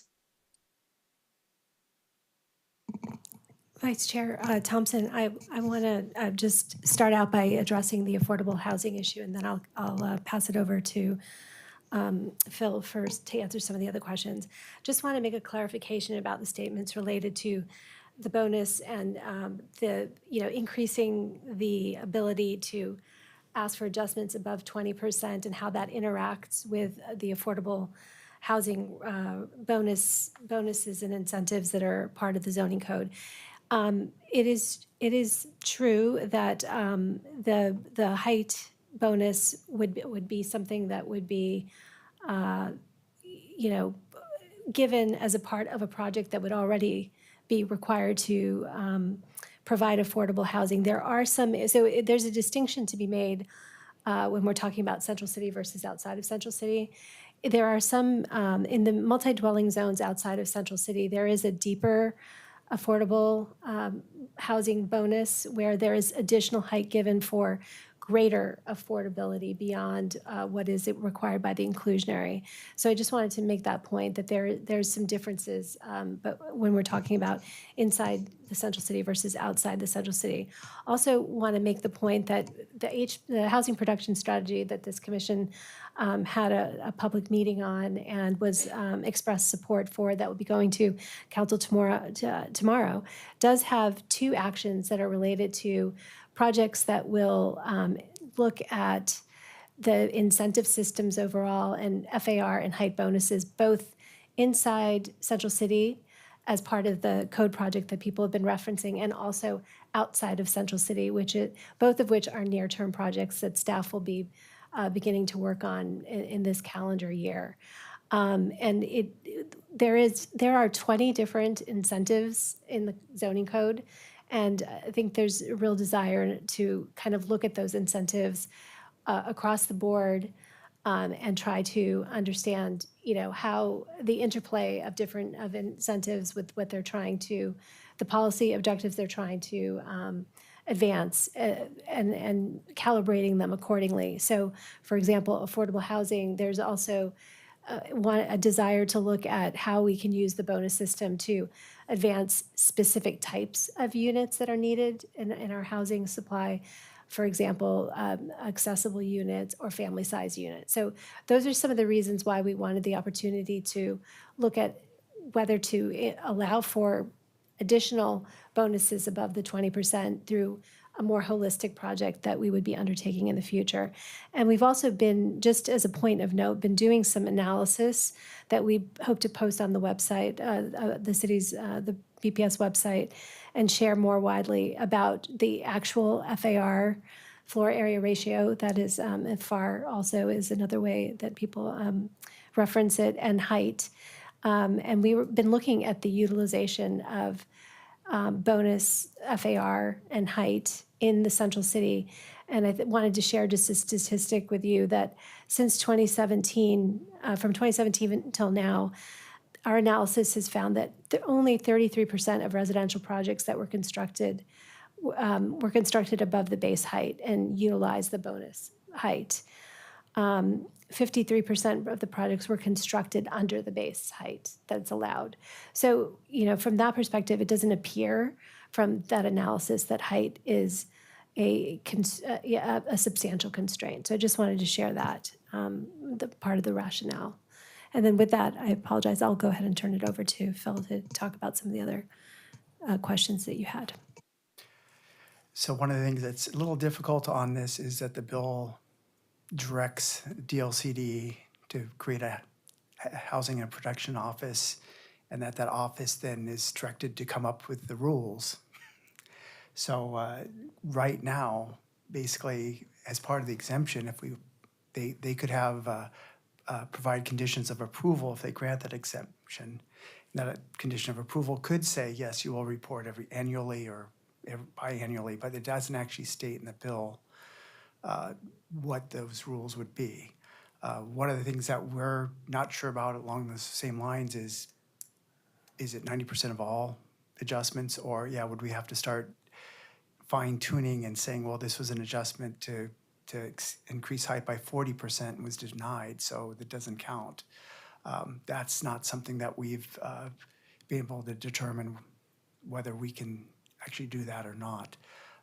The sense is that the 20%, and in the central city, that 20% would be to calculate it would be on the base height, but could apply to the base or the bonus height.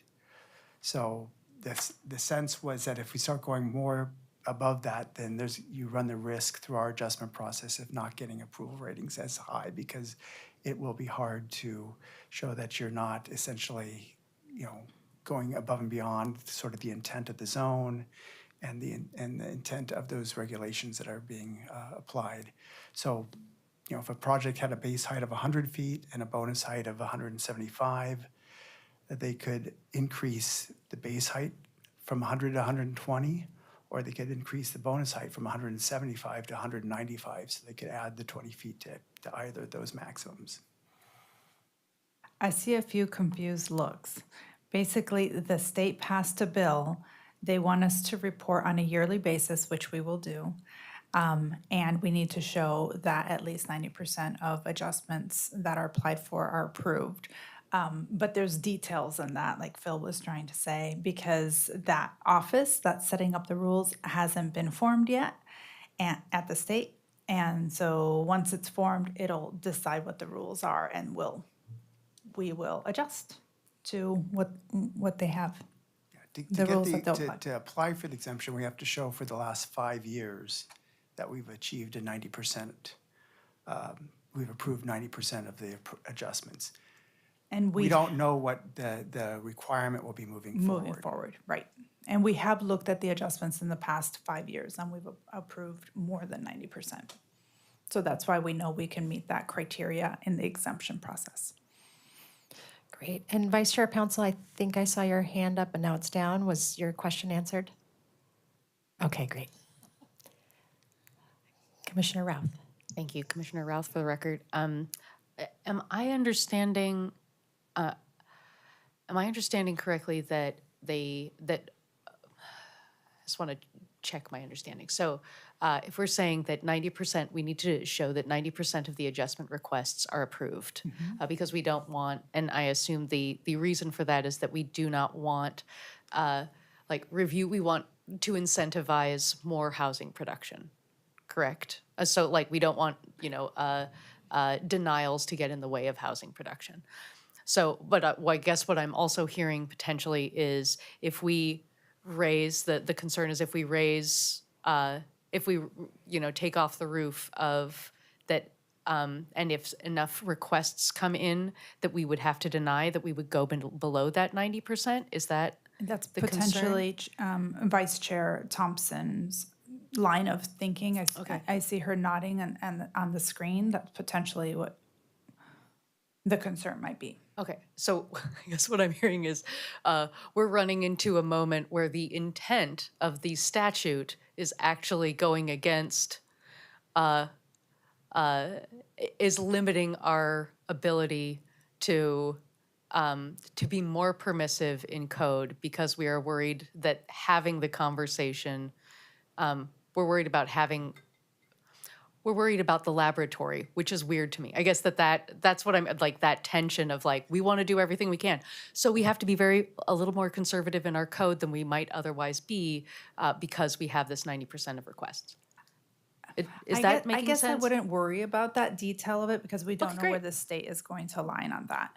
I think what I would think about this term is that this commission and the city council has adopted no adjustments to heights are allowed currently in the code. And you don't do things willy-nilly, neither does city council, right? So that policy was adopted, and that is the current city policy.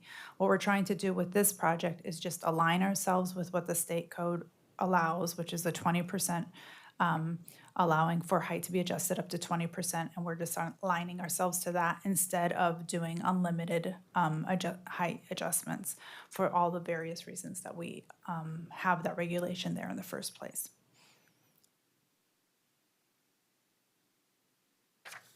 Commissioner Lang?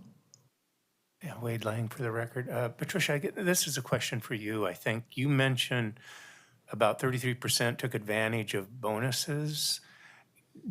Is that geographically defined? Do you know which ones were central city and which were outside? That number is Central City only. That is just central Yeah, city. I'm just highlighting Central City for purposes of this discussion, because I think just to, in response to the public testimony, which is focused on Central City and increasing beyond the 20%, the ability to adjust beyond the 20% in Central City. Okay, thank you. Chair O'Meara, for the record, it would be helpful in the work session for me to have some data about maybe just a couple other West Coast cities. I know Vancouver, British Columbia was mentioned, but keeping it here in the United States, even just Seattle and Los Angeles, just to give some context around our current height limits in the central city and how that compares with a couple other cities, just to provide some additional data on this topic. Chair O'Meara, if I could also share, just very briefly, again, Patricia Diefendorfer for the record, that just to, since many of the commissioners here are new, the Central City 2035 plan, when it was adopted in 2018, did increase the height, maximum heights and FAR allowances in much of the Central City. Some exceptions were the designated historic districts and public view corridors.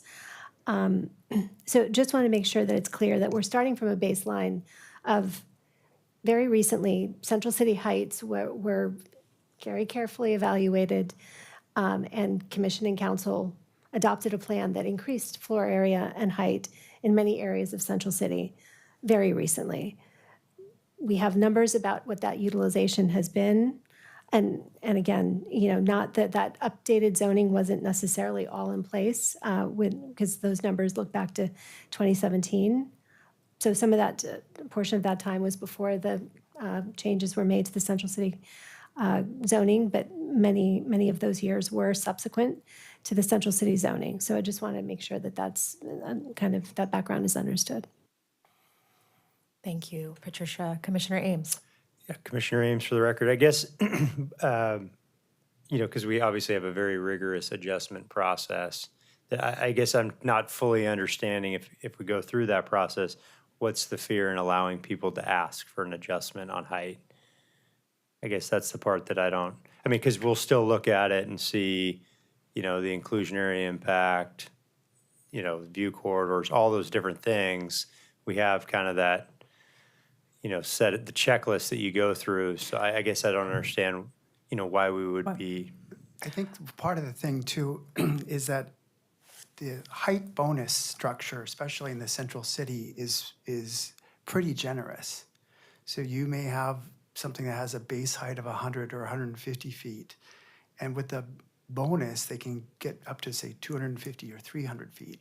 So it's not, the current bonus structure in the central city is pretty generous. It's also, though, very fine-tuned. And so you can have an area that's by, in a historic district and has a 75-foot height limit and go 2 blocks away and it's got a 460-foot height limit. So that's part of the complexity that comes up when you're kind of saying, sure, just infinite height adjustments. What does that mean if the bonus height is 460 feet?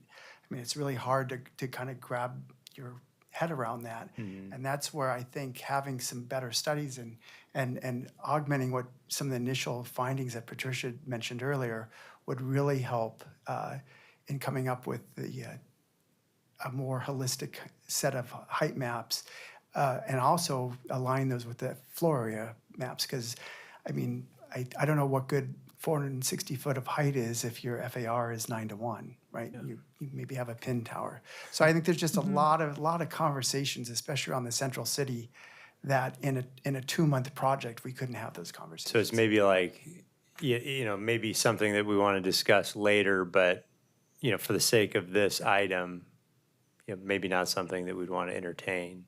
That was our position. Okay. And when we scoped the project, because we didn't have sufficient time, and thinking of outside Central City, I know the testimony wasn't about that, but outside the Central City, a way to unlock more height for the developer is to provide affordable housing, which is, of course, one of our prime goals right now, right? So we're getting a great public benefit of having affordable housing, but you unlock that with a height, and so it's incentivizing the affordable housing development.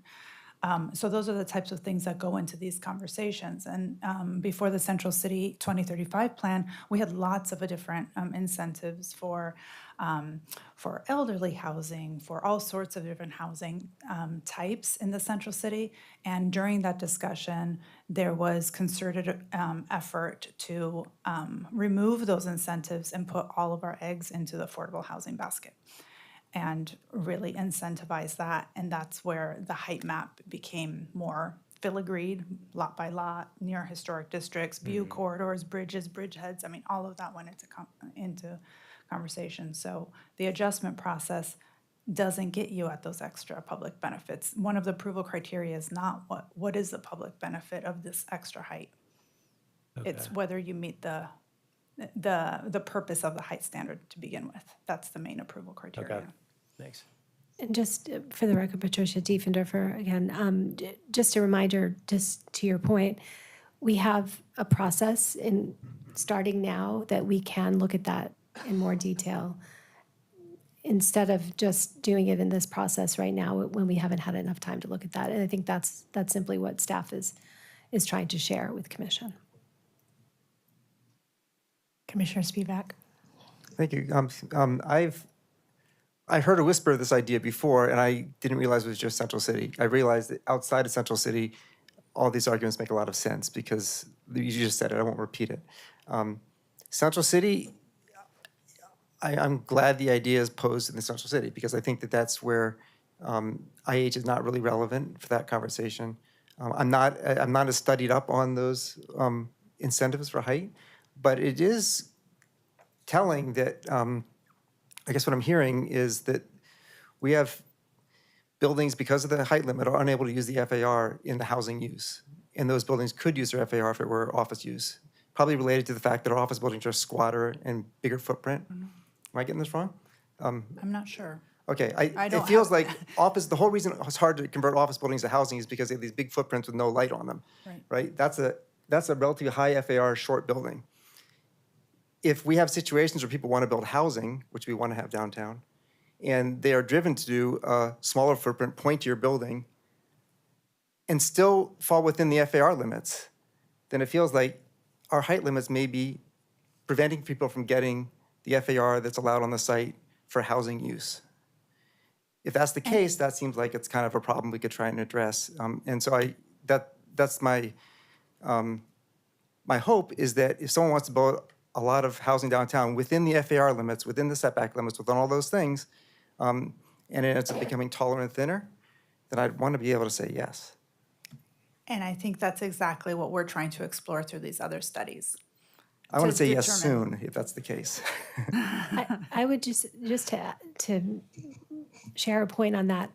I'm not aware of the heights and FARs not being calibrated in such a way that if you wanted to maximize your FAR, you run out of height. Like, I think part of that. Can I just jump in? I think, well, maybe we could get in written testimony what we heard reported to it, because we heard that several people had height adjustments approved in the Central City and within the allowed FAR. So maybe I'll find out if that's true or not, but that was what I heard. I think we would definitely want to find out, follow up on that piece of testimony. I think one other thing I just want to bring up is there's more flexibility in what you can do with FAR. There's FAR bonuses. There's lots of situations where you can transfer FAR. There's landmarks that can sell FAR. And I think the only time that we've maybe seen people run up against the height piece is when they are stealing or borrowing FAR from other sites. I kind of agree with Patricia. When you're just looking at your basic floor area bonus for inclusionary housing and you look at the height limit, there's maybe a 9-to-1 or a 12-to-1 FAR, but the height limit's 250 feet. So you have a lot of leeway. You can build a 150-foot squat building or you can build a 250-foot point tower. So, I mean, until we get more research in that kind of better sense, we're just kind of talking a lot of times anecdotally here, and I don't know that we have the evidence to back it up. Okay, so we will continue this item on the September 10th work session. And so I assume it's the same timeline in terms of request to staff to receive questions. Can you remind us the preferred timing? Yes, the preferred timing, if possible, if we could get questions or even ideas for an amendment. I mean, I think we heard loud and clear, more understanding of what the central city heights and FARs, and maybe even if we just have preliminary information sharing that, we'll definitely follow up with the testifiers to find out what data they're looking at to better inform that. If we could find out if you could let us know by Friday, which is the Friday right before Labor Day, or Tuesday, the 3rd of September at the latest. We'd love to aim to get you the information by Friday, the 6th for September 10th. Yes. The oral and written testimony is closed for this item. So we do have one more item, and I would actually like to request just a few-minute break since we've been going fast and furious tonight. So why don't we reconvene at 7:20? And then we will have the last item, which is the odor code compliance.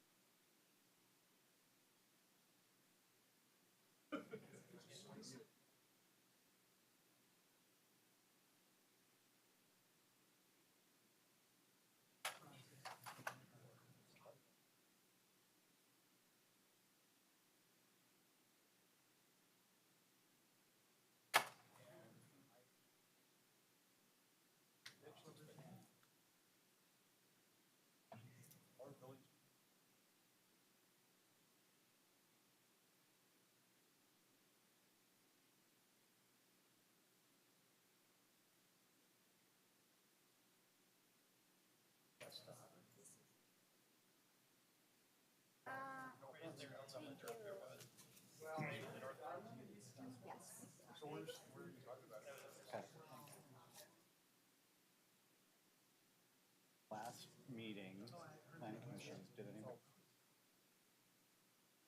Hey, I'm sure you didn't, so nobody did.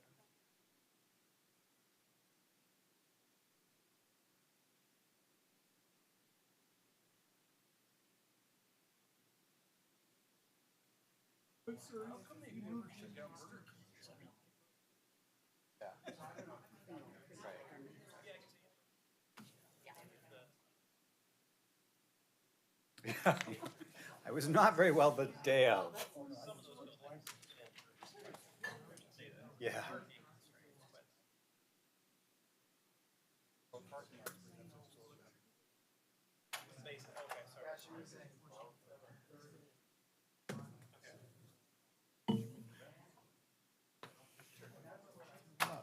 You're in.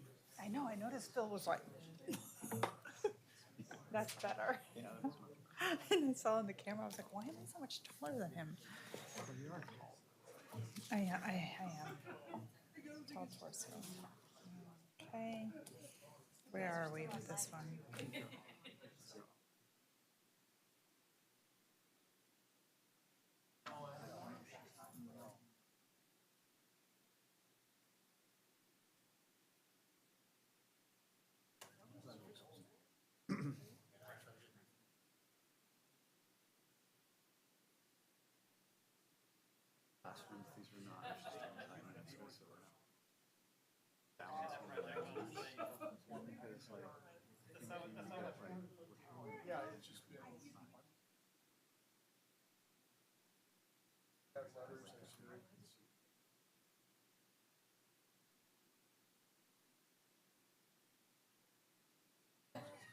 But we also work here with where a restaurant closes down. Balancing these different needs and the challenge. Evaluating so there's potential.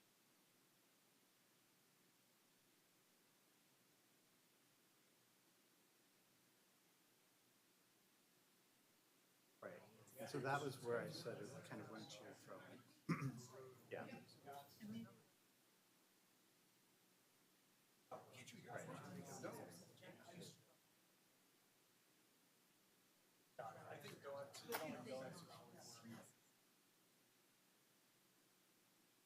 I know that was the thing, but I started to put that in here. Put that in here.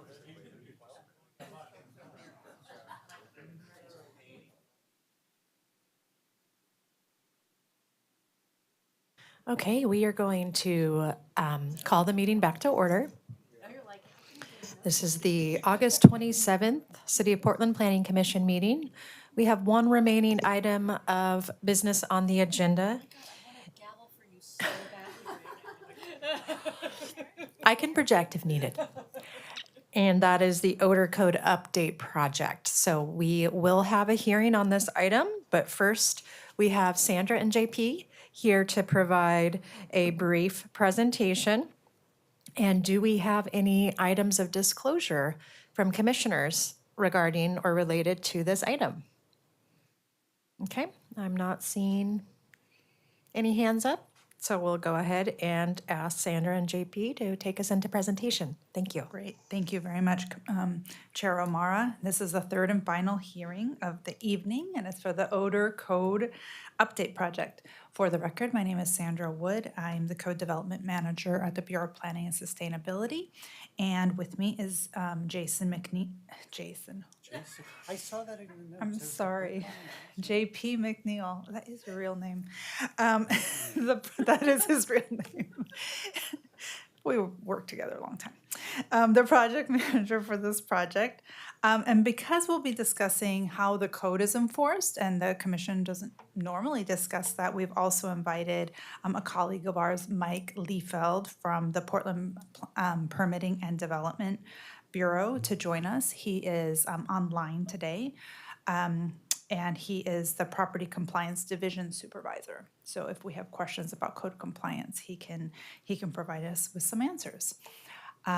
Next slide, please. The agenda for this item should look familiar to you. We will share our staff proposal, some background, summary of the code changes a little more in depth, and share our outreach and timeline. And then we'll go to public testimony, and we do have a couple people signed up. And then you'll have an opportunity for discussion, and if you want to make a decision today, you can. But if we want to continue it to September 10th, we can do that also. So our staff proposal is twofold. This project changes two city titles, not just one. Title 33, the zoning code, and then Title 29, the property maintenance code. So we're asking that the Planning Commission recommend to City Council to adopt the proposed draft and to amend Title 33 Planning and Zoning as shown in the proposed drafts. The amendments remove the odor regulations from the zoning code and delete some requirements for documentation compliance. which JP will describe more in depth. And then we're moving those regulations into Title 29 as we're presenting that full proposal here to the commission. But as a reminder, Title 29 amendments fall outside the Planning Commission's purview. But, and so staff's recommendation goes straight to City Council, but of course, we'd love to hear your feedback. And so in moving the odor standards to Title 29, we're making some amendments there, which JP will explain. All right. Good evening, Commissioners. For the record, I'm JP McNeil with the Bureau of Planning and Sustainability. So why are we updating the odor regulations? So as many of you probably heard about, recently a restaurant closed in response to a code compliance case, and that made national headlines. And this put a spotlight on the city's approach to enforcing odor complaints and elevated concerns that the city's approach is outdated, needs to be easier and more equitable. So in response to the issue that, as it was raised, Commissioner Rubio paused enforcement of odor code complaints for restaurants and food establishments and directed staff to come up with a better approach. And so here's some context about the existing code regulations that are in the zoning code. They're in Chapter 33-262, offsite impacts. There are 4 impacts that are regulated by that chapter: noise, vibration, odor, and glare.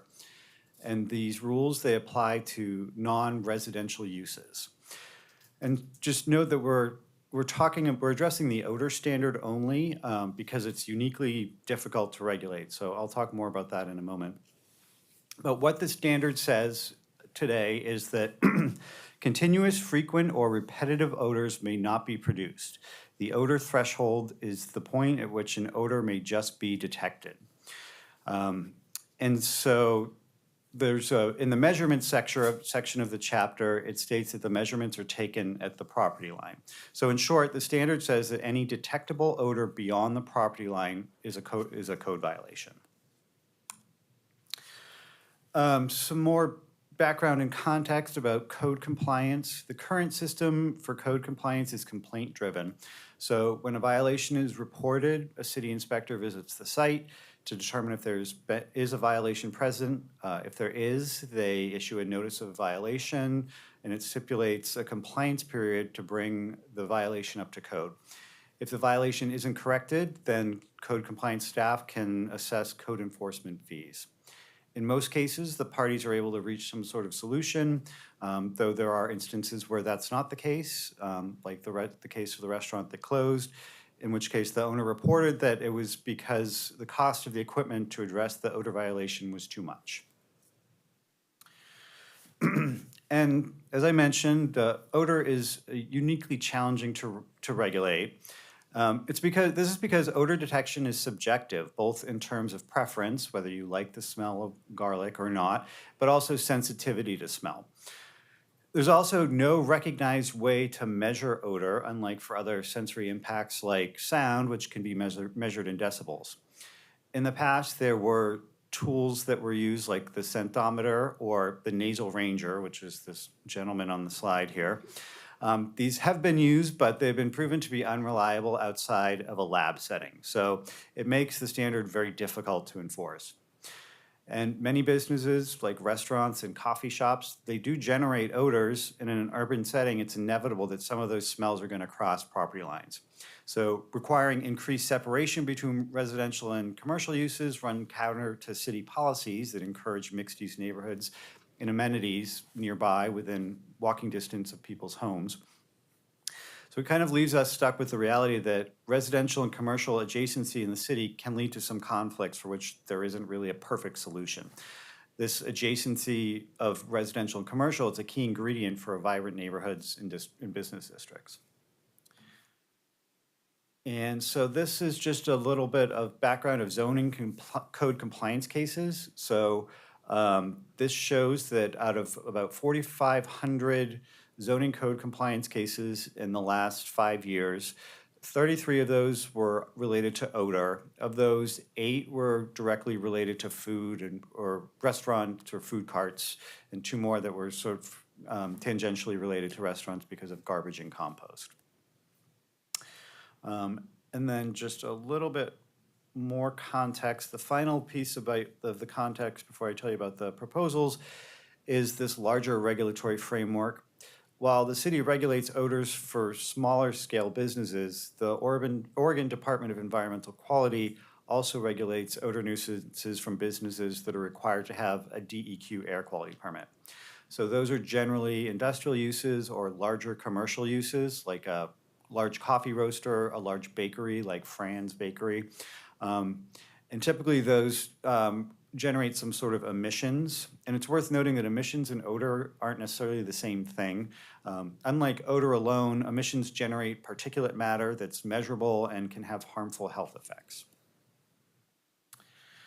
Okay, now that I've explained the background and the contracts to this odor issue, I'm going to walk through the proposed changes to address the challenges here. So this is just gives an overview of the project goal and the approach. So the project goal is to update the offsite odor regulations with amendments to Title 33, also to Title 29. That says building maintenance. It should actually be property maintenance. The amendments recognize that odor standards, they're inherently subjective and challenging to enforce, but are still necessary for some uses that have the potential to produce noxious odors. So the changes, as Sandra said, there's some to Title 33 that fall within the Planning Commission purview. There's some that to Title 29 that fall within the City Council's purview. For the Title 33 proposals, the first Sandra touched on is to move the odor standard from Title 33, the zoning code, into Title 29, property maintenance. And then also there is a change to eliminate requirements for documentation in advance of compliance with offsite impact rules. I'm going to talk about that in a moment and explain what that means. The Title 29 changes are to exempt retail sales and service uses from the odor regulations and to set some new parameters for enforcement of odor rules. So the first proposal is to remove the odor regulations from Title 33 and add them to Title 29. The primary reason for this is that regulating odor through the zoning code's not a good fit. Zoning code regulations are typically implemented and reviewed with building permits. Odor, on the other hand, occurs during the operation of a use, which is after the building has been built and the permit has been finalized. And so it's not really possible for cities' permit reviewers to review permits for odor impacts because future businesses and operations are often not known at the building permit time, and those operations can change over time. And so, and further, as I mentioned before, odor rules they're discretionary. So the building review or the building permit process is an administrative process, and the zoning standards that apply to building permits must be non-discretionary. The second proposal in Title 33 change is, this applies to all offsite impacts, not just odor. And it's related to the previous proposal in that it addresses the challenge of evaluating building permits for offsite impacts. And so in the zoning code, there's a section that requires documentation of compliance with the offsite impacts chapter in advance of issuing a building permit. It only applies in some cases, and it's not entirely clear what's in the code when those cases are. And the challenges of evaluating building permits for compliance with operational standards like odor also apply to the other offsite impacts that are regulated by this by the chapter, so noise, glare, and vibration. So therefore, permit review staff have requested to remove this requirement altogether since it's been difficult to review and it's been applied inconsistently. Question for clarification? Yes. So in past, like, I'm just so curious what the documentation, like, you show a menu or?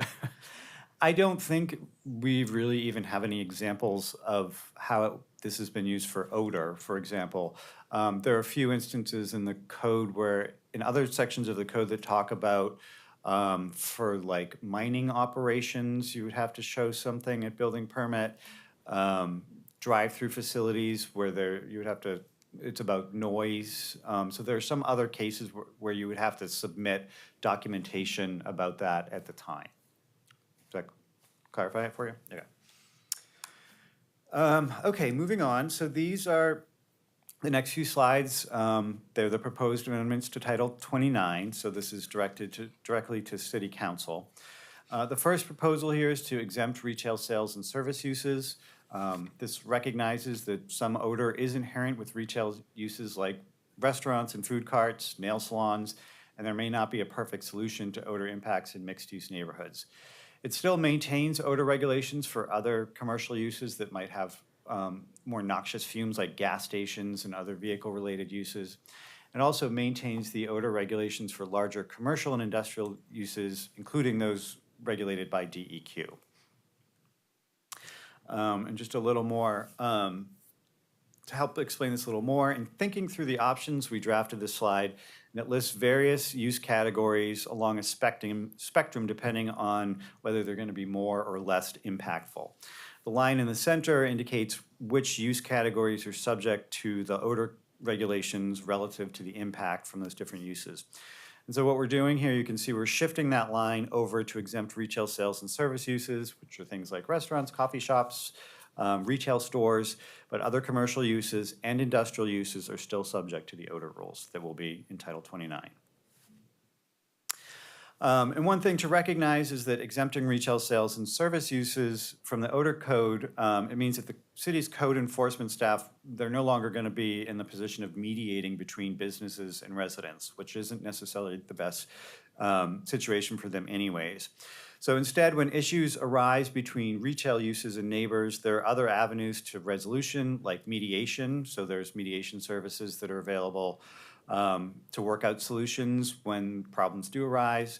A last case scenario, which has been used with at least one odor case in the city, is to take the matter to court, which can be a way to resolve more intractable civil property disputes.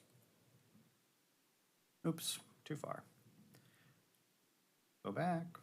The final change, and again in Title 29, it's to add some new parameters to the odor regulations when they do apply. And the proposed parameters are to increase the daily allowance to 30 minutes from 15 minutes. I'm not sure if I covered it before, but there is an exception in the odor code regulation that says you can have odors up to 15 minutes that are present up to 15 minutes are exempt. This increases that to 30 minutes. To give some more flexibility when odors are emitted. And then also a requirement to require 5 complaints from different people in the vicinity, just to ensure that code enforcement only gets involved when it's clear that the issue is impacting multiple uses and have reached, or residences, and has reached a critical mass. And so those are the proposals. For our outreach and testimony, this has been a pretty quick timeline project, but we've had preliminary discussions working with code compliance folks and land use services at Portland Planning and Development. We've sent out a notice of the proposed draft and of this hearing to the legislative mailing list and to the project email notification list. We sent out notice about, or information about it in e-news and the BPS monthly project list in our newsletter. And then we did reach out to district coalitions, and we presented to Southeast Uplift. They were the only ones that took us up on our offer to present to them. In terms of testimony, I believe there are several people that signed up to testify tonight. I don't know exactly how many Julie can tell us. And then there's 3 written comments that were received as of today, last I checked at 6 o'clock. Our timeline, you've basically seen the same timeline before with Phil's project. We're on the same track where we're here tonight for the hearing with your work session on September 10th if necessary, and then headed to City Council later in the fall with an effective date for this one in the spring of March 2025.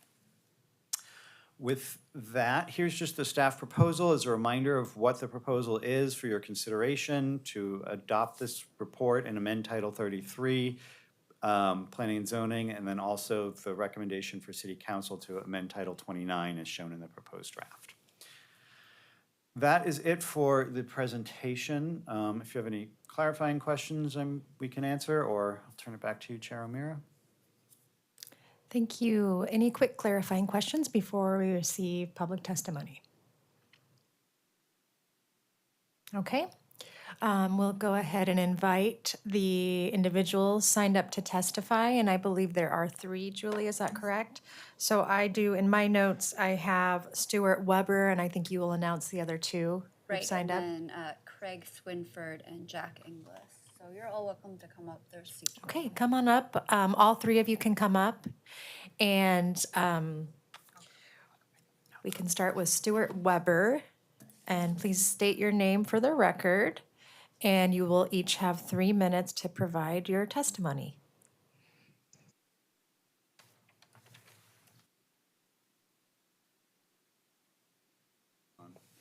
I'm on, okay. Hi, I'm Stuart Weber. I've lived in Portland for about 10 years and had always been a renter.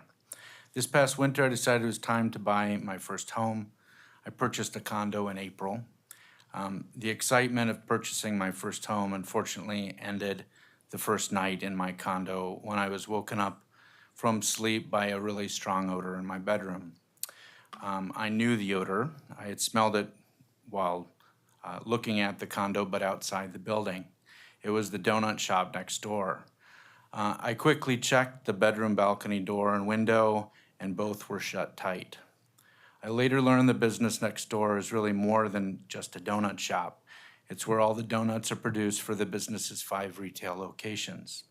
At approximately 10 p.m. each night, the odor of frying donuts is detected in my bedroom. Over the subsequent hour, the odor becomes stronger and stronger, reaching its peak around 11 p.m. I'm uncertain to how long the odor is present each night, as I haven't slept in the bedroom since the first night, though I suspect it lasts at least a few hours. The odor returns most mornings, though not as consistently as during the night. Opening my windows in the morning or late evening, the other windows in my condo, is often cut short also by the strong smell of the odor. I have discussed the odor with some of the other buildings' owners and renters. They describe that occasionally they smell the odor, but only when their windows are open or when they are on their balcony, and also depending on which way the wind is blowing. Because of this, I suspect the strong daily odor invading my bedroom is due to the location of the condo in the building, where it receives the direct output of the donut fryer's rooftop ventilation system that's located just below my condo. I believe that every Portland resident should be able to live in a home and environment that is free from strong odors. I ask that you please consider my statement when you're finalizing the city's odor code, as I believe that in its current proposed form, it may exclude my complaint from being eligible for enforcement by the city. This is because the donut shop may be considered under the retail sales and services use, and because the odor predominantly affects my condo due to its physical location in relation to the donut shop fryer ventilation. The complaint would not likely be able to meet the 5 complaints from 5 different people within 30 days who live within 150 feet new odor code requirement. Thank you. Thank you for your testimony. Up next, Julie, in order. Yes. Go ahead. Are we ready? Go for it. Oh, She got it. Now you're off. On? Off, okay. I'm Craig Swinford, and I'm actually a Portland native. In July of 2000, my wife and I purchased a building located at 1990 Southeast Ladd, which is an intersection of Ladd Circle and Ladd Avenue in the heart of Ladd's Addition. In 1997, a coffee shop had already been in that building when we purchased it, and that was confirmed through a non-conforming situation review that we did obtain through the city. In 1999, a neighbor moved in that didn't like it, and then basically we then went through design review in 2003, and he still was very much a critic of that design review. That allowed us to have some outdoor seating along benches along the public sidewalk. No odor complaints had been filed until then, and then in 2004, the odor complaints started being filed. And then many of them dealt with cigarette smoke. And the city made it very clear they don't regulate people smoking at bus stops on public sidewalks. And I do have this all in a more informed letter that is in the record now. in 2007, in July 31st, I have a quote from Mike Leafield, City of Portland, and he did come out for 30 days and smelled coffee. I even let him go up on the roof, put a step ladder next to the chimney and whiff for coffee smells. He couldn't find him. And a quote, I have spent a great deal of time investigating the odor at the site and have been unable to detect any identifiable odor, Mike Leafield.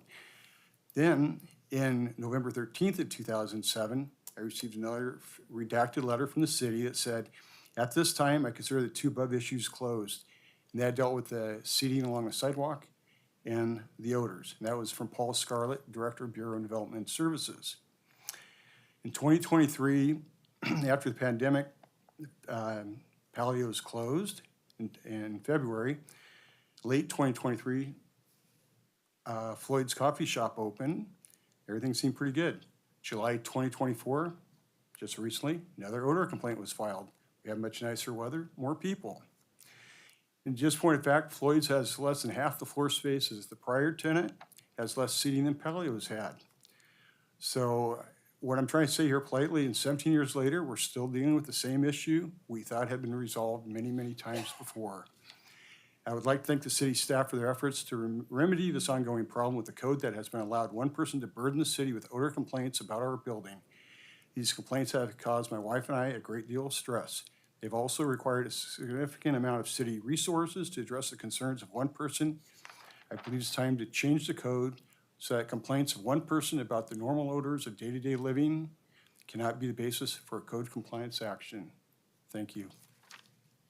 Thank you for your testimony. Oh, and secondly, if Mike Leafield needs to weigh in, I'm sure he'd like to elaborate on the file if you had any questions for him. Thank you. Go ahead. Hit that? Okay. Yes, you're on. Hi. My name's Jack Inglis, and my wife Chris and I own Floyd's Coffee Shop and Wine Bar, which moved into the building that Craig has just described. We've been there almost exactly a year. And from the moment we arrived, neighbors were very curious if we'd met our neighbor to the south and warned us about this problem neighbor. So we looked into the history of the building. I looked up the various things that I could find on city maps and Portland maps. And there were just a series of complaints over the years, noise complaints, many of them, and then the odor complaints. And, we try to be good neighbors. All we're doing in there, we don't even cook, basically. We brew coffee. So when the summer months came, we like to leave our door propped open so that people feel welcomed in. And that's when he presented himself and actually came into our establishment and told us, screamed at my staff, told them they couldn't open windows. They literally were told, you need to keep that shut. And I delivered a letter to him just saying, look, if you have any further complaints, please take them with the city. Whatever the city says, I'll abide by that. But this is a poster child for the reason, and I support this change, that one person should not have the power to affect a business, shut down businesses over something that, if it could be about the smell of coffee that drifts 20 yards down to a neighbor's house, which I have a hard time believing that's even possible, then it needs to be recalibrated. And I like this proposal of a threshold of 5 people because it can't be one person that has that power. Thank you. That's it. Thank you for your testimony. And I believe, Julie, that's our total list. So I will close oral and written testimony for this item and ask JP and Sandra to please come back up. Well, JP's still here. Sandra, please come back up. And we will open it up for questions and comments from commissioners.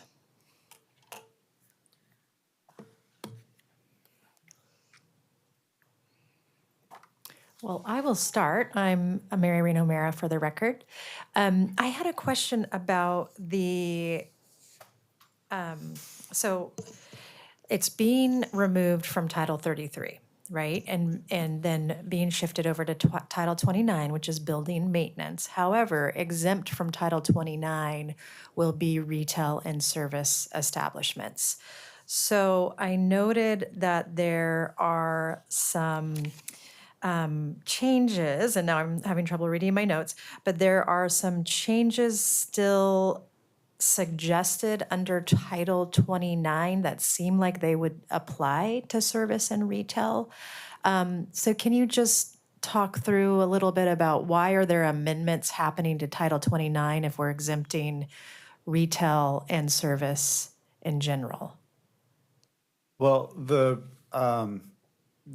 Are you talking? And maybe if you pull up your slide, sorry, Are you talking about that the process is going to change? So then, in the new process that we're proposing, Correct, is that that's 5 it, people yes. need to complain, and that the duration of the odor. That's right. Thank you, can Sandra. be up to 30. So does that apply to service and retail under, so it's No. completely exempted. And so that would now only apply To the other to the other uses.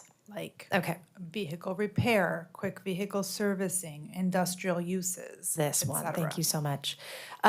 So follow-up question, because I noticed on the list of complaints, there were a couple that were garbage related. And I'm just thinking in cases where maybe the indicator is odor, but it's actually, another issue like pests or something that's related, the odor is just an indicator of an underlying more serious issue potentially. What would be the path if the service and retail uses are exempted from cases like that?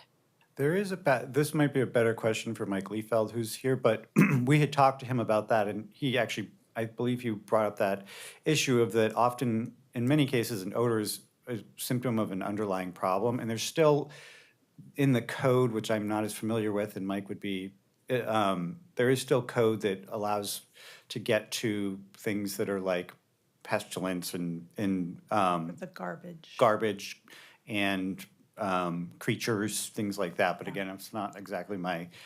But Mike can join us. But Mike is online. I don't know if Mike, if you have anything to add to that. Sure. Hi, Mike Liefeld with Portland Permitting and Development. And yes, so Title 29 maintains an entire section on outdoor nuisances that would regulate trash enclosures. So if dumpsters, if the lids aren't shut, if garbage is overflowing, if there's other nuisance conditions as defined by the code, those can be addressed. And ultimately, if compliance isn't gained during a compliance period, the city has the ability to abate the situation. So that absolutely can be solved. Okay, thank you. And Commissioner Alexander? Yeah, just Mike Alexander for the record. I appreciate the creativity that went into these recommendations. I also know that there's a difference between an odor and an aroma. And, making that distinction can be very challenging. I think the testimony we heard today early was about an odor. But when I think about a coffee shop and sitting outside, that's an aroma. How does the code address that? Because that is highly subjective.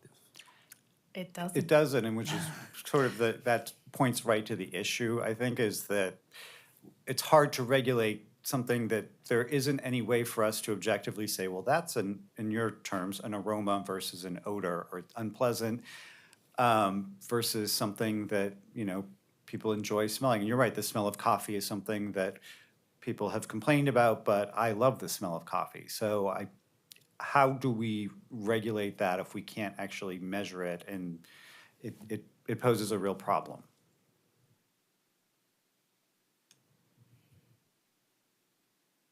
Commissioner Spivak. Thank you.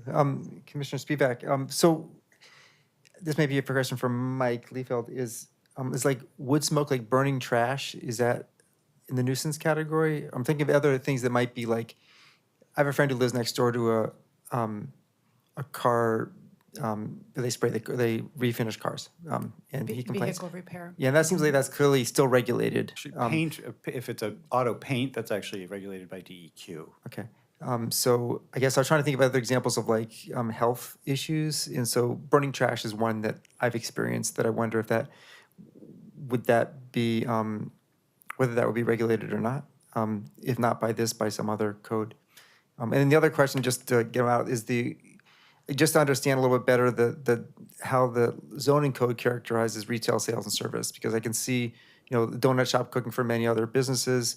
Franz Bakery has a small concessionary outlet associated with a big plant, which smells great, I think. But there's also, pot shops that may also have a grow operation. I mean, like, how does if there's a retail use and is there a certain amount of manufacturing use allowed in a retail site? I guess that's sort of the question. Yeah, let's go to the first one first about the burning trash. Mike, can you help us out with that one? I can try. So there's potentially a few different agencies that can get at burning trash. It's not specifically a property nuisance in Title 29. We do get this complaint a lot about improper materials being burned and the concern about the health impacts from those emissions.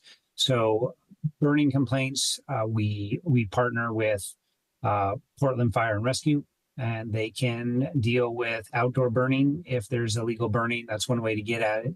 And then we also partner with DEQ to see if it's something that they can address as well. So there's not specifically a standard that speaks to that if somebody is burning plastic in their fireplace within the home. But we do try to address those issues with different agencies. Thank you. And as a reminder, the odor standards as they're written in the code right now don't apply to residential uses. So if it's a house, somebody in the house is burning something, or this code doesn't apply anyway. Do you want to speak to the accessory uses? Yeah, question? well, I think your question is sort of the inverse of what I was thinking, because for example, there is the primary use, which is going to be manufacturing, and then the accessory use is retail. So they can have a retail outlet there. And that's a different case because it's accessory use. So it would depend on what the primary use is. I'm not entirely sure about the donut operation, what the use is there. It could be something, if it's a large like Franz, it would be a manufacturing use. But if it's, I'm not sure what the use is. Grand Central has examples of this where they have a retail front and they do, and I just don't know whether that's classified as retail or manufacturing. So therefore, I wouldn't know which side of the line it lands on. Yeah. In this. Question. Yeah, And I don't know.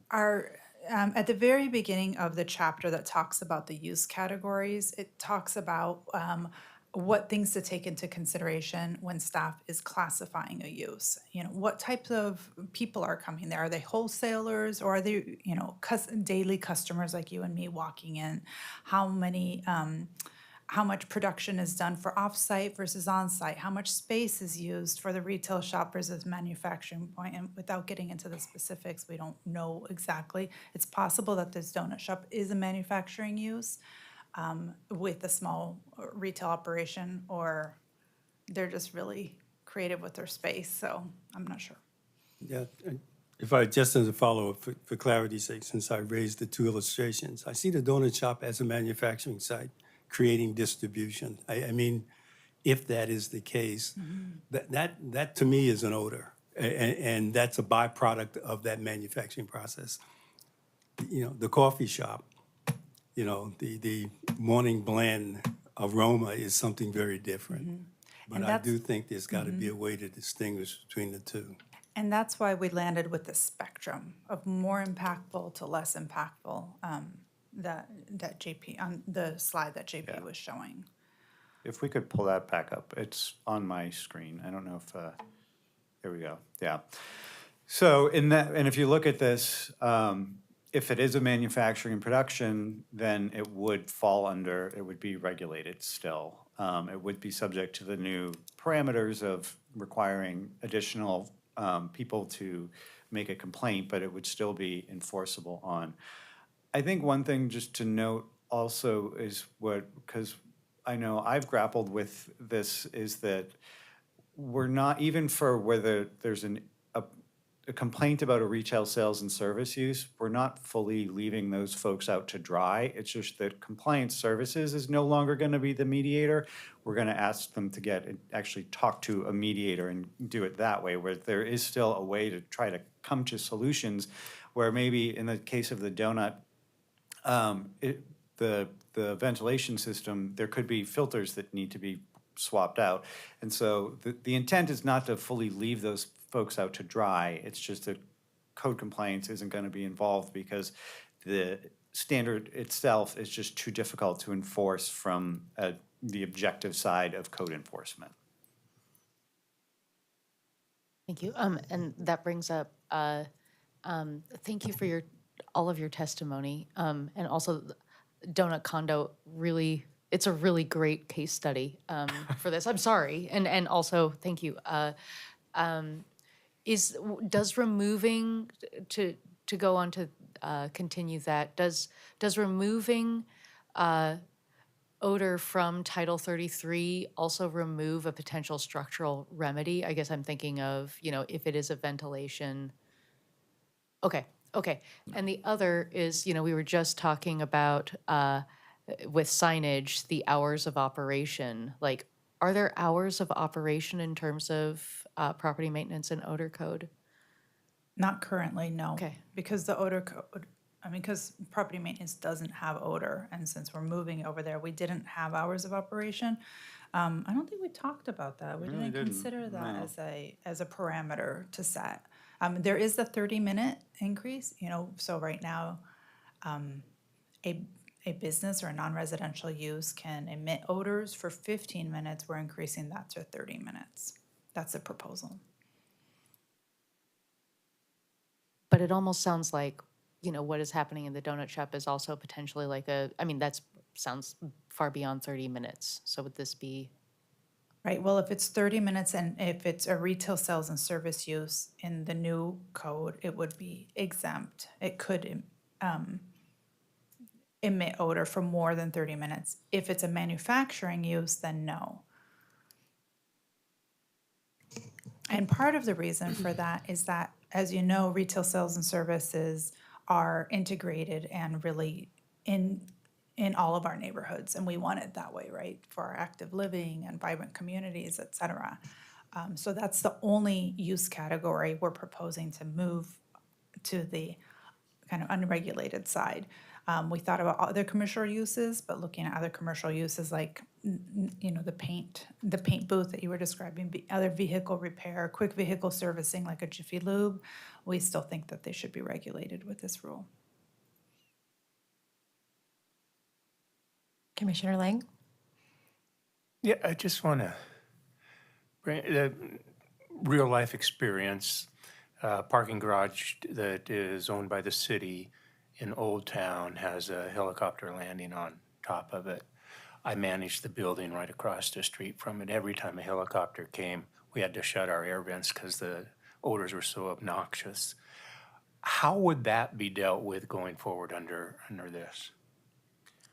That's a question for Mike, although I don't believe a helipad is going to fall under retail sales and service uses. What use category is that? I don't know. We'd have to look. I'd have to look at the code to see where a helipad is going to fall, but I can assure you it's not a retail sales and service use. I don't know. But it's a maintenance code instead of Title 33. That's the big change, right? Right. So Right. the appeal routes, the process, I think that's the change. The regulations, I don't think are changing for that. Right. That's correct. Mike, do you have anything to add to that? Well, it sounds as if that the source is from a vehicle, and that typically isn't part of the use that we're looking at. And so I don't think that currently we would apply the current odor standard to emissions from a vehicle.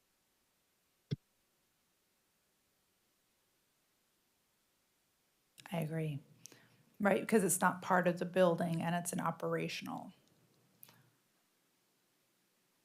Passenger terminal use helipads.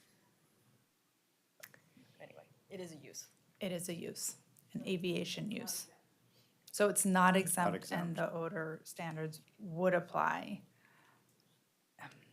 I know exactly the we- helicopter you're talking about. Right. Because you cannot have a conversation in the riverfront park when that thing is landing. I've had to relocate. Right. Those mobile odor sources are more difficult, right? Because they're not part of the building. This is one of the reasons why, we don't want to be documenting in advance. We're kind of, yeah. Well, as I read through it and certainly listened to the testimony, it is very confusing. And through the history of my life managing buildings, odor complaints were absolutely the worst thing to deal with because it is very subjective and it's very hard to deal with them, and it can be incredibly costly to try and solve them. And I don't know, so if you have a mediator insert themselves into one of these issues, what's going to happen there? And is that something for us to decide, or does this just move on to the maintenance side, and they have to work out what the solutions might be? I'm not sure where this group falls in to that discussion if we do at all. Well, that change is Title 29. Is that kind of what you're asking? Because that is Title 29, so it's not something that you would be involved in. But as Sandra said, we're interested. We want to have the conversation and discussion. It's going to get to City Council, and the conversation is going to happen there as well. So to that, but then your other question was about the mediation piece of it? Yeah, what tools do they have to mediate for either side, to bring a solution? Right. It's outside of the city's hands at that point, so it would be a separate outside mediator. There are Resolutions Northwest is one that I'm familiar with. There are others, and it's not binding, but it is something that sort of follows the model of what code compliance has done, which is talk to businesses and say, can you try swapping out your filters and doing things like that? It's just, we're not doing that anymore. But it isn't, it's a different solution, but it's not, it's still kind of trying to get at the same thing. Whereas the issue with code compliance is that then if it's not solved, then you end up with this $45,000 solution that is what, the restaurant said that they closed about because that was how much it was going to cost. And so, this project came about because there was concerns that should the city be involved in something that's, eventually shutting down a business. And so it's the balancing act that we're trying to work with here.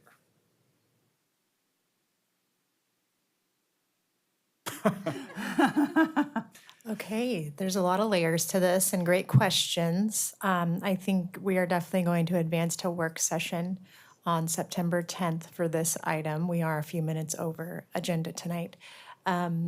So repeat of the timeline, please, Sandra, in terms of when you would like to have questions. If you could send us your questions or ideas for potential amendments or things you would want to discuss by Friday.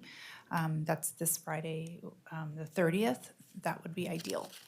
And then we will consolidate all of that and get some information or data or whatever it is that you're requesting and publish a memo to you on the 6th.